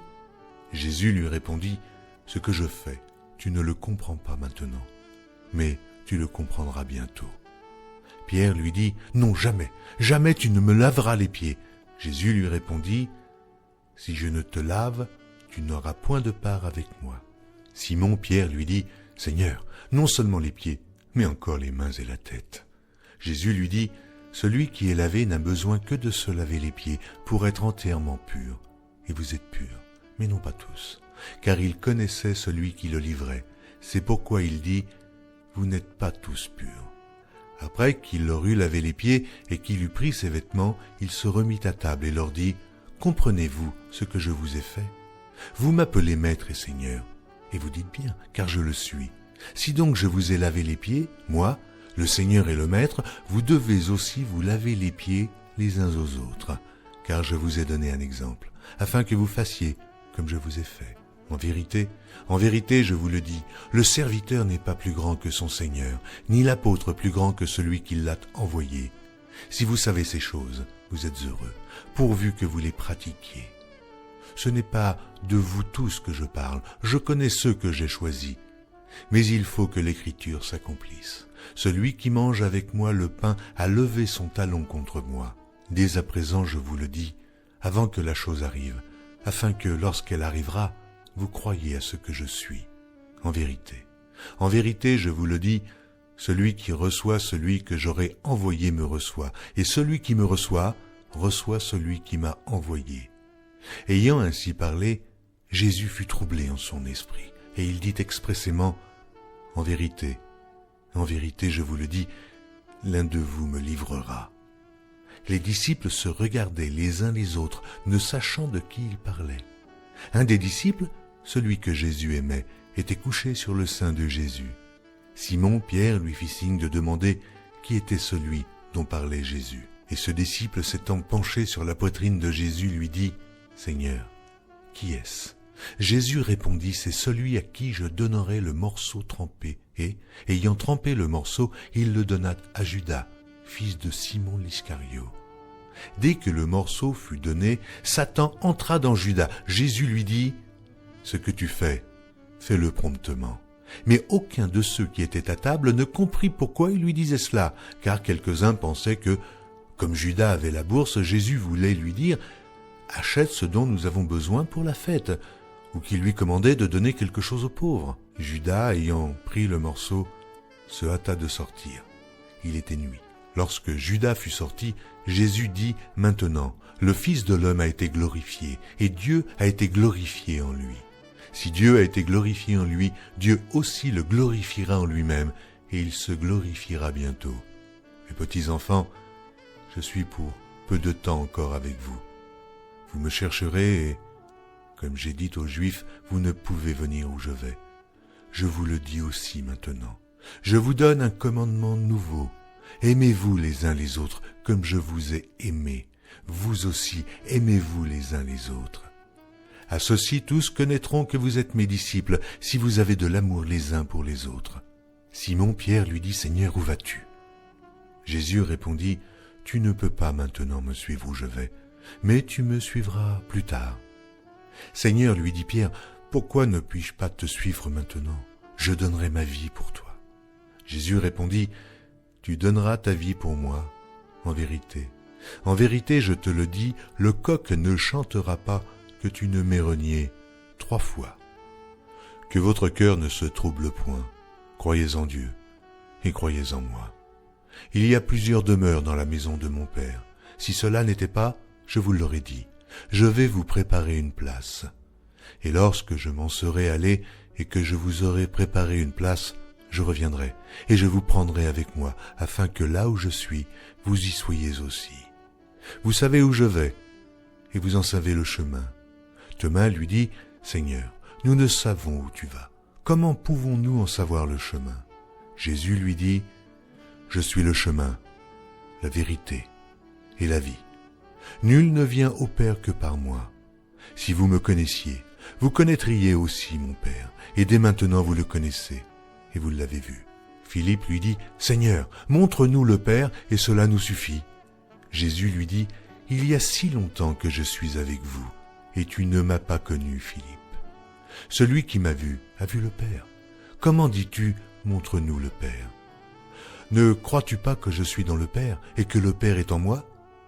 Les paroles que je vous dis, je ne les dis pas de moi-même, et le Père qui demeure en moi, c'est lui qui fait les œuvres. Croyez-moi, je suis dans le Père, et le Père est en moi. Croyez du moins à cause de ses œuvres. En vérité, je vous le dis, celui qui croit en moi fera aussi les œuvres que je fais, et il en fera de plus grandes, parce que je m'en vais au Père. Et tout ce que vous demanderez en mon nom, je le ferai, afin que le Père soit glorifié par le Fils. Si vous demandez quelque chose en mon nom, je le ferai. Si vous m'aimez, gardez mes commandements. Et moi je prierai le Père, et il vous donnera un autre consolateur, afin qu'il demeure éternellement avec vous. L'Esprit de vérité, que le monde ne peut recevoir, parce qu'il ne le voit point et ne le connaît point, mais vous le connaissez, car il demeure avec vous, et il sera en vous. Je ne vous laisserai pas orphelin, je viendrai à vous. Encore un peu de temps, et le monde ne me verra plus, mais vous me verrez, car je vis, et vous vivrez aussi. En ce jour-là, vous connaîtrez que je suis en mon Père, que vous êtes en moi, et que je suis en vous.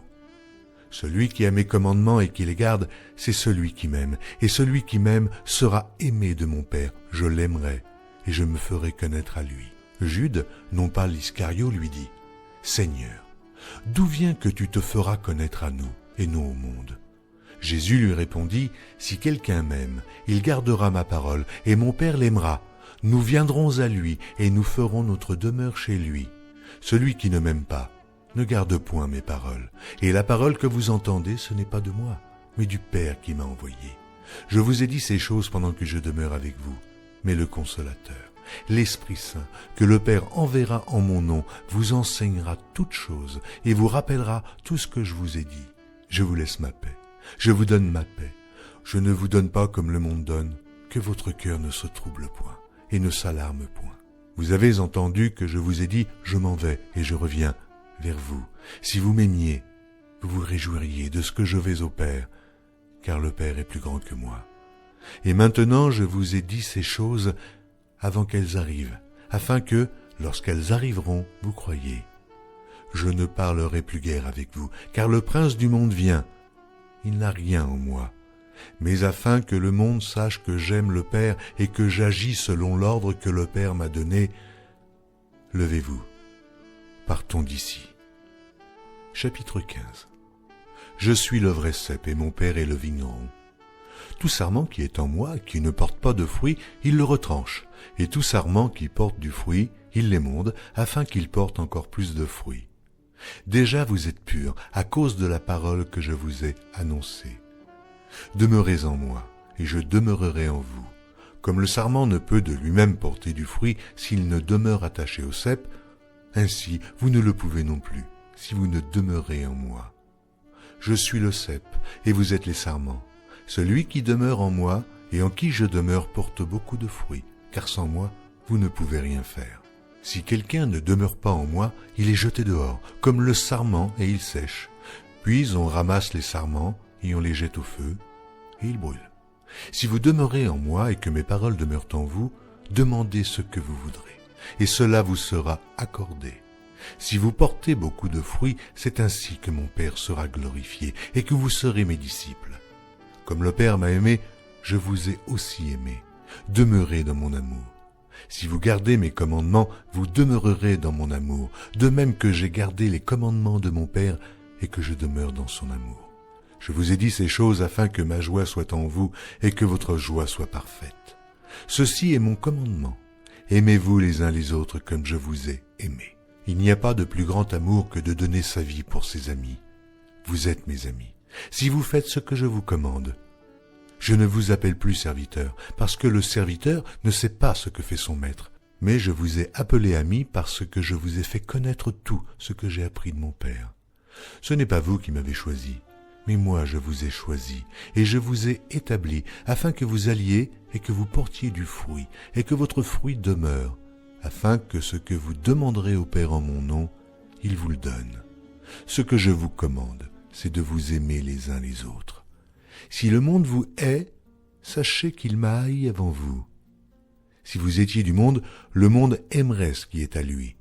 Mais parce que vous n'êtes pas du monde, et que je vous ai choisi du milieu du monde, à cause de cela, le monde vous hait. Souvenez-vous de la parole que je vous ai dite. Le serviteur n'est pas plus grand que son maître. S'ils m'ont persécuté, ils vous persécuteront aussi. S'ils ont gardé ma parole, ils garderont aussi la vôtre. Mais ils vous feront toutes ces choses à cause de mon nom, parce qu'ils ne connaissent pas celui qui m'a envoyé.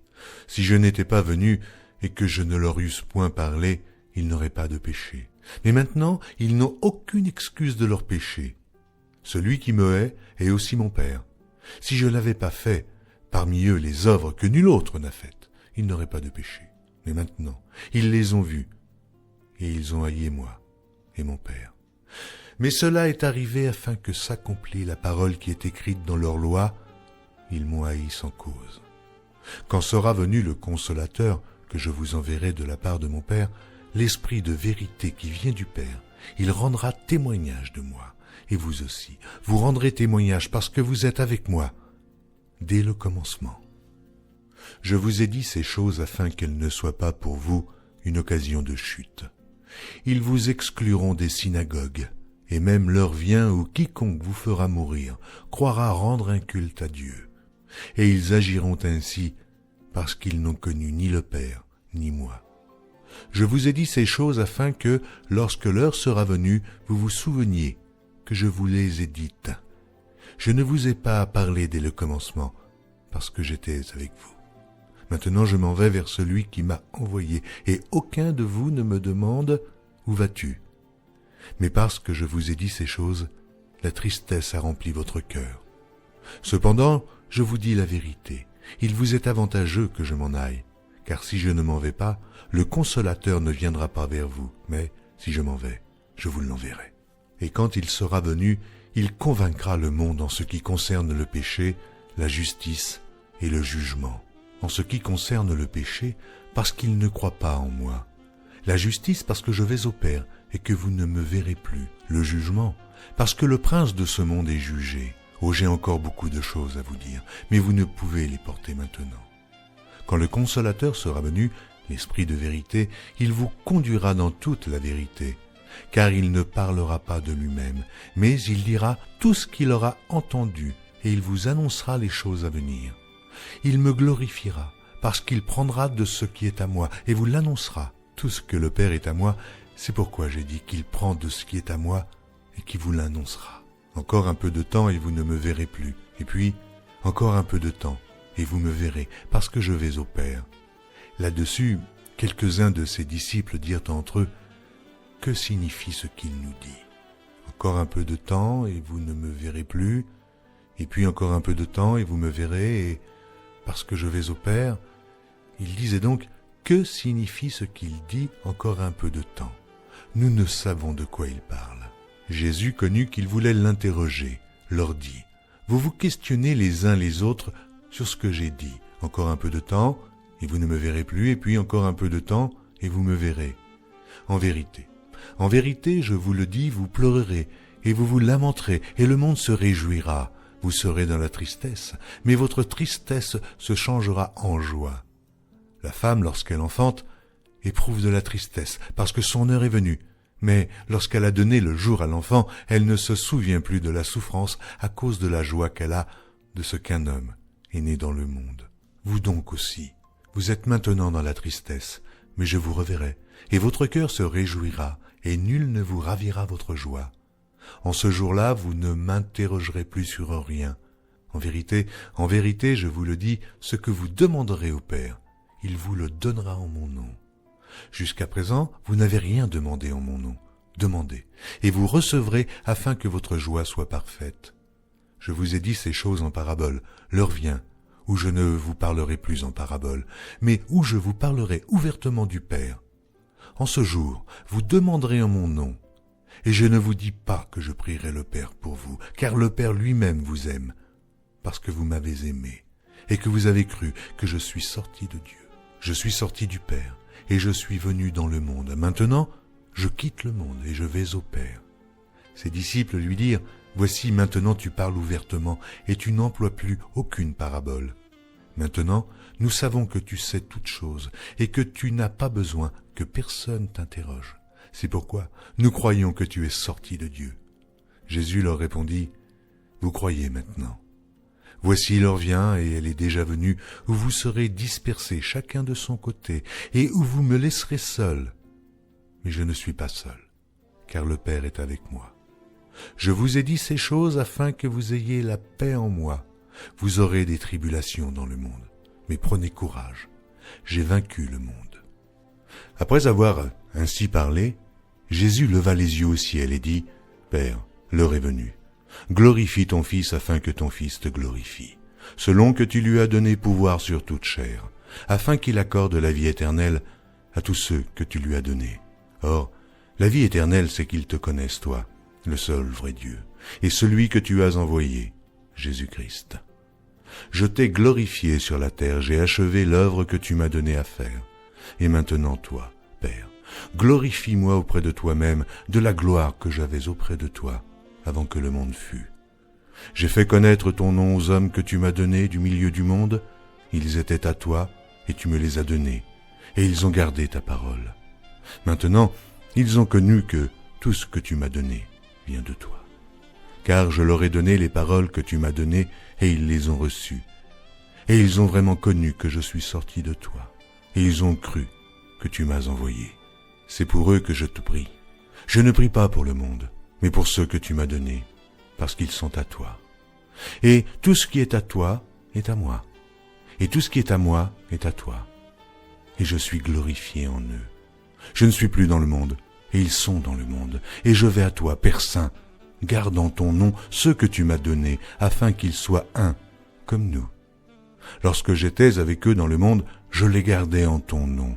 J'ai gardé ceux que tu m'as donnés, et aucun d'eux ne s'est perdu, sinon le fils de perdition, afin que l'écriture fût accomplie. Et maintenant je vais à toi, et je dis ces choses dans le monde, afin qu'ils aient en eux ma joie parfaite. Je leur ai donné ta parole, et le monde les a haïs, parce qu'ils ne sont pas du monde, comme moi, je ne suis pas du monde. Je ne te prie pas de les ôter du monde, mais de les préserver du mal. Comme tu m'as envoyé dans le monde, je les ai aussi envoyés dans le monde, et je me sanctifie moi-même pour eux, afin qu'eux aussi soient sanctifiés par la vérité. Ce n'est pas pour eux seulement que je prie, mais encore pour ceux qui croiront en moi par leur parole, afin que tous soient un, comme toi, Père. Tu es en moi, et comme je suis en toi, afin qu'eux aussi soient en nous, pour que le monde croie que tu m'as envoyé. Je leur ai donné la gloire que tu m'as donnée, afin qu'ils soient un, comme nous sommes un. Moi en eux, et toi en moi, afin qu'ils soient parfaitement un, et que le monde connaisse que tu m'as envoyé, et que tu les as aimés, comme tu m'as aimé. Père, je veux que là où je suis, ceux que tu m'as donnés soient aussi avec moi, afin qu'ils voient ma gloire, la gloire que tu m'as donnée, parce que tu m'as aimé avant la fondation du monde. Père juste, le monde ne t'a point connu, mais moi, je t'ai connu, et ceux-ci ont connu que tu m'as envoyé. Je leur ai fait connaître ton nom, et je leur ferai connaître, afin que l'amour dont tu m'as aimé soit en eux, et que je sois en eux. Lorsqu'il eut dit ces choses, Jésus alla avec ses disciples de l'autre côté du torrent du Cédron, où se trouvait un jardin, dans lequel il entra, lui et ses disciples. Judas, qui le livrait, connaissait ce lieu, parce que Jésus et ses disciples s'y étaient souvent réunis. Judas, donc, ayant pris la cohorte et des huissiers qu'envoyèrent les principaux sacrificateurs et les pharisiens, vint là, avec des lanternes, des flambeaux et des armes. Jésus, sachant tout ce qui devait lui arriver, s'avança et leur dit, « Qui cherchez-vous » Ils lui répondirent, « Jésus de Nazareth. » Jésus leur dit, « C'est moi. » Et Judas qui le livrait était avec eux. Lorsque Jésus leur eut dit, « C'est moi », ils reculèrent et tombèrent par terre. Il leur demanda de nouveau, « Qui cherchez-vous » Et ils dirent, « Jésus de Nazareth !» Jésus répondit, « Je vous ai dit que c'est moi. Si donc c'est moi que vous cherchez, laissez aller ceci. » Il dit cela afin que s'accomplît la parole qu'il avait dite, « Je n'ai perdu aucun de ceux que tu m'as donnés. » Simon Pierre, qui avait une épée, la tira, frappa le serviteur du souverain sacrificateur et lui coupa l'oreille droite. Ce serviteur s'appelait Malchus. Jésus dit à Pierre, « Remets ton épée dans le fourreau. Ne boirai-je pas la coupe que le Père m'a donnée à boire ?» La cohorte, le tribun et les huissiers des Juifs se saisirent alors de Jésus et le lièrent. Ils l'emmenèrent d'abord chez Anne, car il était le beau-père de Caïphe, qui était souverain sacrificateur cette année-là. Et Caïphe était celui qui avait donné ce conseil aux Juifs, « Il est avantageux qu'un seul homme meure pour le peuple. » Simon Pierre, avec un autre disciple, suivait Jésus. Ce disciple était connu du souverain sacrificateur, et il entra avec Jésus dans la cour du souverain sacrificateur. Mais Pierre resta dehors, près de la porte. L'autre disciple, qui était connu du souverain sacrificateur, sortit, parla à la portière et fit entrer Pierre. Alors la servante, la portière, dit à Pierre, « Toi aussi, n'es-tu pas des disciples de cet homme ?» Il dit, « Je n'en suis point. » Les serviteurs et les huissiers qui étaient là avaient allumé un brasier, car il faisait froid, et ils se chauffaient. Pierre se tenait avec eux et se chauffait. Le souverain sacrificateur interrogea Jésus sur ses disciples et sur sa doctrine. Jésus lui répondit, « J'ai parlé ouvertement au monde, j'ai toujours enseigné dans la synagogue et dans le temple, où tous les Juifs s'assemblent, et je n'ai rien dit en secret. Pourquoi m'interroges-tu ? Interroge ceux qui m'ont entendu. Voici, ceux-là savent ce que je dis. » À ces mots, un des huissiers qui se trouvait là donna un soufflet à Jésus en disant, « Est-ce ainsi que tu réponds au souverain sacrificateur ?» Jésus lui dit, « Si j'ai mal parlé, fais voir ce que j'ai dit de mal. Et si j'ai bien parlé, pourquoi me frappes-tu » Anne l'envoya lié à Caïphe, le souverain sacrificateur. Simon-Pierre était là et se chauffait. On lui dit, « Toi aussi, n'es-tu pas de ses disciples ?» Il le nia et dit, « Je n'en suis point. » Un des serviteurs du souverain sacrificateur, parent de celui à qui Pierre avait coupé l'oreille, dit, « Ne t'ai-je pas vu avec lui dans le jardin ?» Pierre le nia de nouveau, et aussitôt le coq chanta. Ils conduisirent Jésus de chez Caïphe au prétoire, c'était le matin. Ils n'entrèrent point eux-mêmes dans le prétoire, afin de ne pas se souiller et de pouvoir manger la Pâque. Pilate sortit donc pour aller à eux, et il dit, « Quelle accusation portez-vous contre cet homme ?» Ils lui répondirent, « Si ce n'était pas un malfaiteur, nous ne te l'aurions pas livré. » Sur quoi Pilate leur dit, « Prenez-le vous-même et jugez-le selon votre loi. » Les Juifs lui dirent, « Il ne nous est pas permis de mettre personne à mort. » C'était afin que s'accomplît la parole que Jésus avait dite lorsqu'il indiqua de quelle mort il devait mourir. Pilate entra dans le prétoire, appela Jésus et lui dit, « Es-tu le roi des Juifs ?» Jésus répondit, « Est-ce de toi-même que tu dis cela, ou d'autres te l'ont-ils dit de moi ?» Pilate répondit, « Moi, suis-je juif ? Ta nation et les principaux sacrificateurs t'ont livré à moi. Qu'as-tu fait ? » « Mon royaume n'est pas de ce monde, répondit Jésus. Si mon royaume était de ce monde, mes serviteurs auraient combattu pour moi, afin que je ne fusse pas livré aux Juifs. Mais maintenant, mon royaume n'est point d'ici-bas. Pilate lui dit, « Tu es donc roi ?» Jésus répondit, « Tu le dis. Je suis roi. Je suis né, je suis venu dans le monde pour rendre témoignage à la vérité. Quiconque est de la vérité, écoute ma voix. » Pilate lui dit, « Mais qu'est-ce que la vérité ?»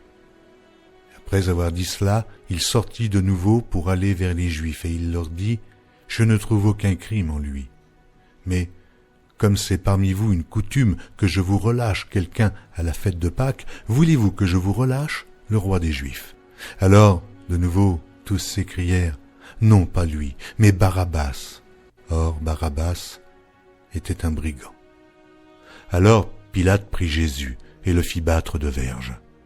Les soldats tressèrent une couronne d'épines qu'ils posèrent sur sa tête, et ils le revêtirent d'un manteau de pourpre. Puis, s'approchant de lui, ils disaient, « Salut, roi des Juifs !» et il lui donnait des soufflets. Pilate sortit de nouveau et dit aux Juifs, « Voici, je vous l'amène dehors afin que vous sachiez que je ne trouve en lui aucun crime. » Jésus sortit donc portant la couronne d'épines et le manteau de pourpre, et Pilate leur dit, « Voici l'homme. » Lorsque les principaux sacrificateurs et les huissiers le virent, ils s'écrièrent, « Crucifie, crucifie !» Pilate leur dit, « Prenez-le vous-même et crucifiez-le, car moi, je ne trouve point de crime en lui. » Les Juifs lui répondirent, « Nous avons une loi, et selon notre loi, il doit mourir, parce qu'il s'est fait fils de Dieu. » Quand Pilate entendit ces paroles, sa frayeur augmenta. Il entra dans le prétoire et il dit à Jésus, « D'où es-tu » Mais Jésus ne lui donna point de réponse. Pilate lui dit, « Est-ce à moi que tu ne parles pas? Ne sais-tu pas que j'ai le pouvoir de te crucifier et que j'ai le pouvoir de te relâcher ?» Jésus répondit, « Tu n'aurais sur moi aucun pouvoir s'il ne t'avait été donné d'en haut. C'est pourquoi celui qui me livre à toi commet un plus grand péché. » Dès ce moment, Pilate cherchait à le relâcher, mais les Juifs criaient, « Si tu le relâches, tu n'es pas un ami de César. Quiconque se fait roi se déclare contre César. » Pilate, ayant entendu ces paroles, amena Jésus dehors, et il s'assit sur le tribunal au lieu appelé le pavé, et en hébreu, Gabbatha. C'était la préparation de la Pâque et environ la 6e heure.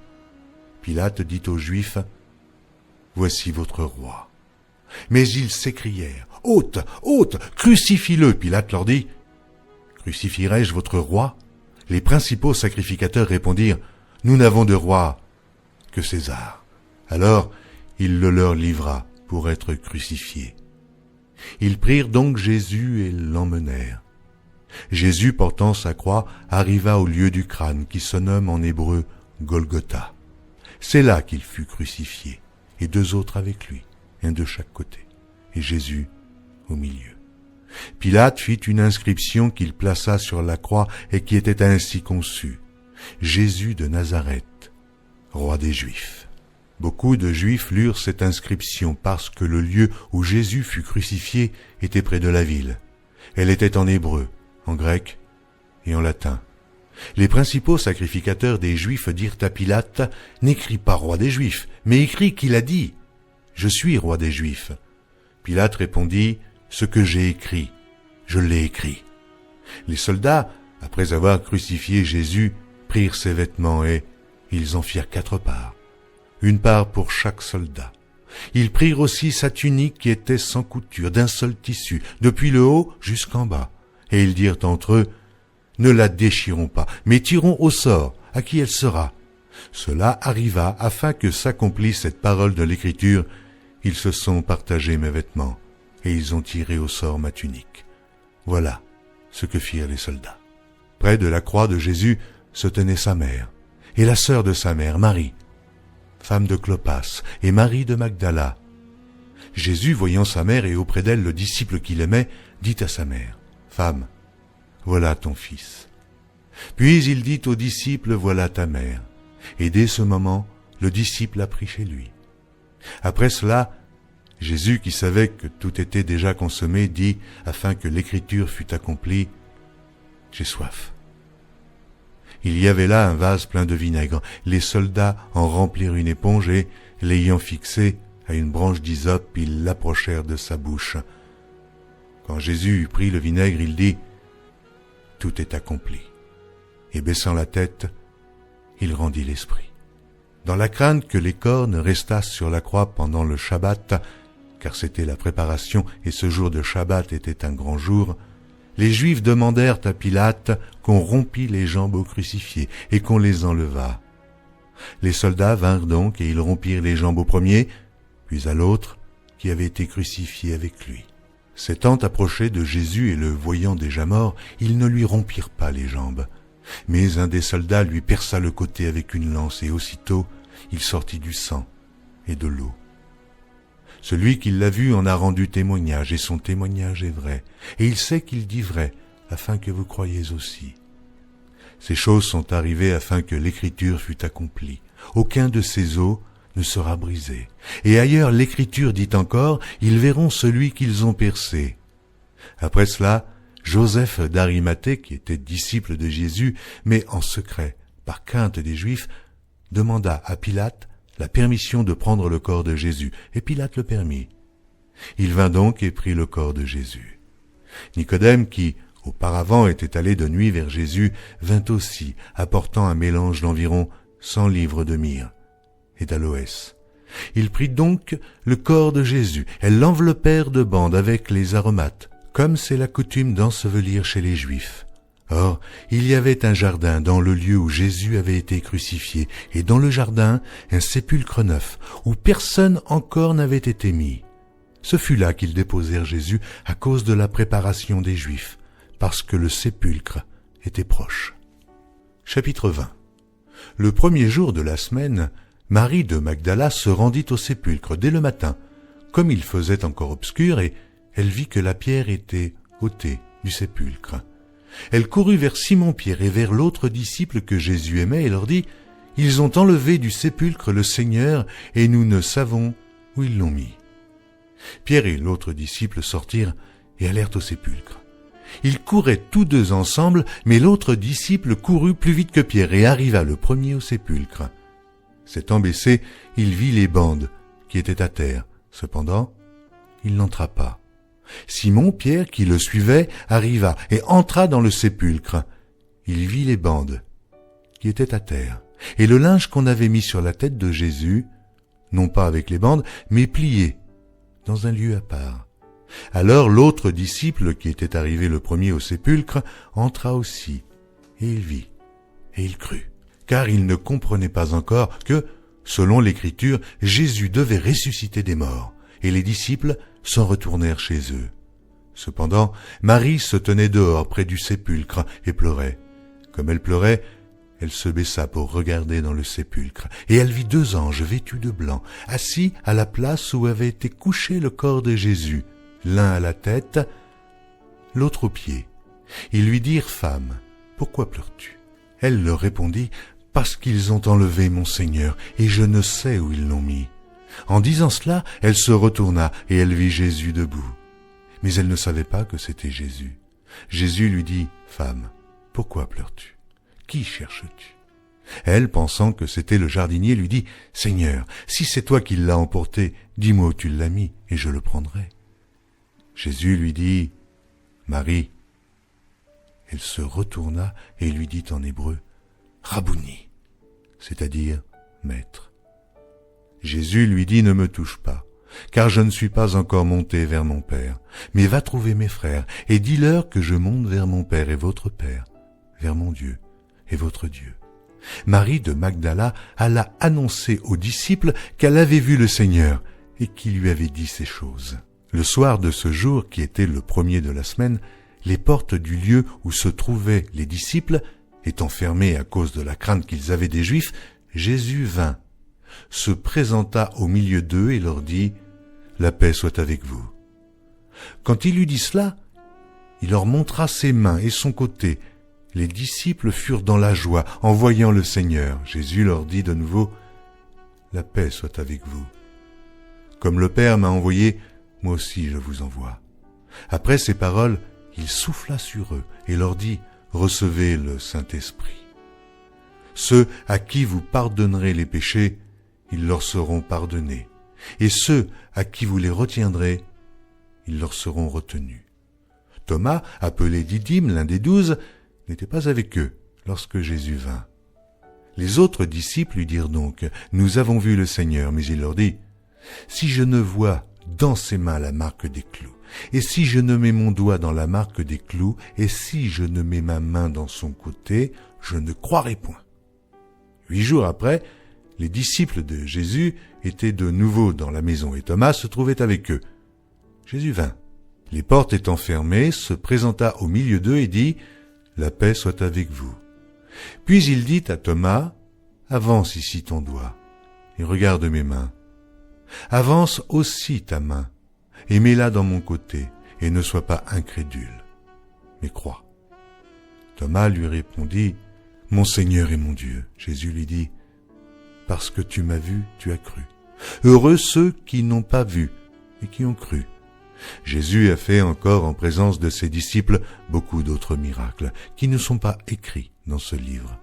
Mais ces choses ont été écrites afin que vous croyiez que Jésus est le Christ, le Fils de Dieu, et qu'en croyant, vous ayez la vie en son nom. Après cela, Jésus se montra encore aux disciples sur les bords de la mer de Tibériade. Et voici de quelle manière il se montra. Simon-Pierre, Thomas appelé Didyme, Nathanaël de Cana en Galilée, les fils de Zébédée et 2 autres disciples de Jésus étaient ensemble. Simon Pierre leur dit « Je vais pêcher ». Ils lui dirent « Nous allons aussi avec toi ». Ils sortirent et montèrent dans une barque, et cette nuit-là, ils ne prirent rien. Le matin étant venu, Jésus se trouva sur le rivage, mais les disciples ne savaient pas que c'était Jésus. Jésus leur dit « Enfants, n'avez-vous rien à manger ?» Ils lui répondirent « Non ». Il leur dit « Jetez le filet du côté droit de la barque et vous trouverez. » Ils le jetèrent donc, et ils ne pouvaient plus le retirer à cause de la grande quantité de poissons. Alors le disciple que Jésus aimait dit à Pierre « C'est le Seigneur !» Et Simon-Pierre, dès qu'il eut entendu que c'était le Seigneur, mit son vêtement et sa ceinture, car il était nu, et se jeta dans la mer. Les autres disciples vinrent avec la barque, tirant le filet plein de poissons, car ils n'étaient éloignés de terre que d'environ 200 coudées. Lorsqu'ils furent descendus à terre, ils virent là des charbons allumés, du poisson dessus et du pain. Jésus leur dit « Apportez des poissons que vous venez de prendre. » Simon-Pierre monta dans la barque et tira à terre le filet plein de 153 grands poissons. Et quoiqu'il y en eût tant, le filet ne se rompit point. Jésus leur dit « Venez manger ». Et aucun des disciples n'osait lui demander « Qui es-tu » sachant que c'était le Seigneur. Jésus s'approcha, prit le pain et leur en donna. Il fit de même du poisson. C'était déjà la 3e fois que Jésus se montrait à ses disciples depuis qu'il était ressuscité des morts.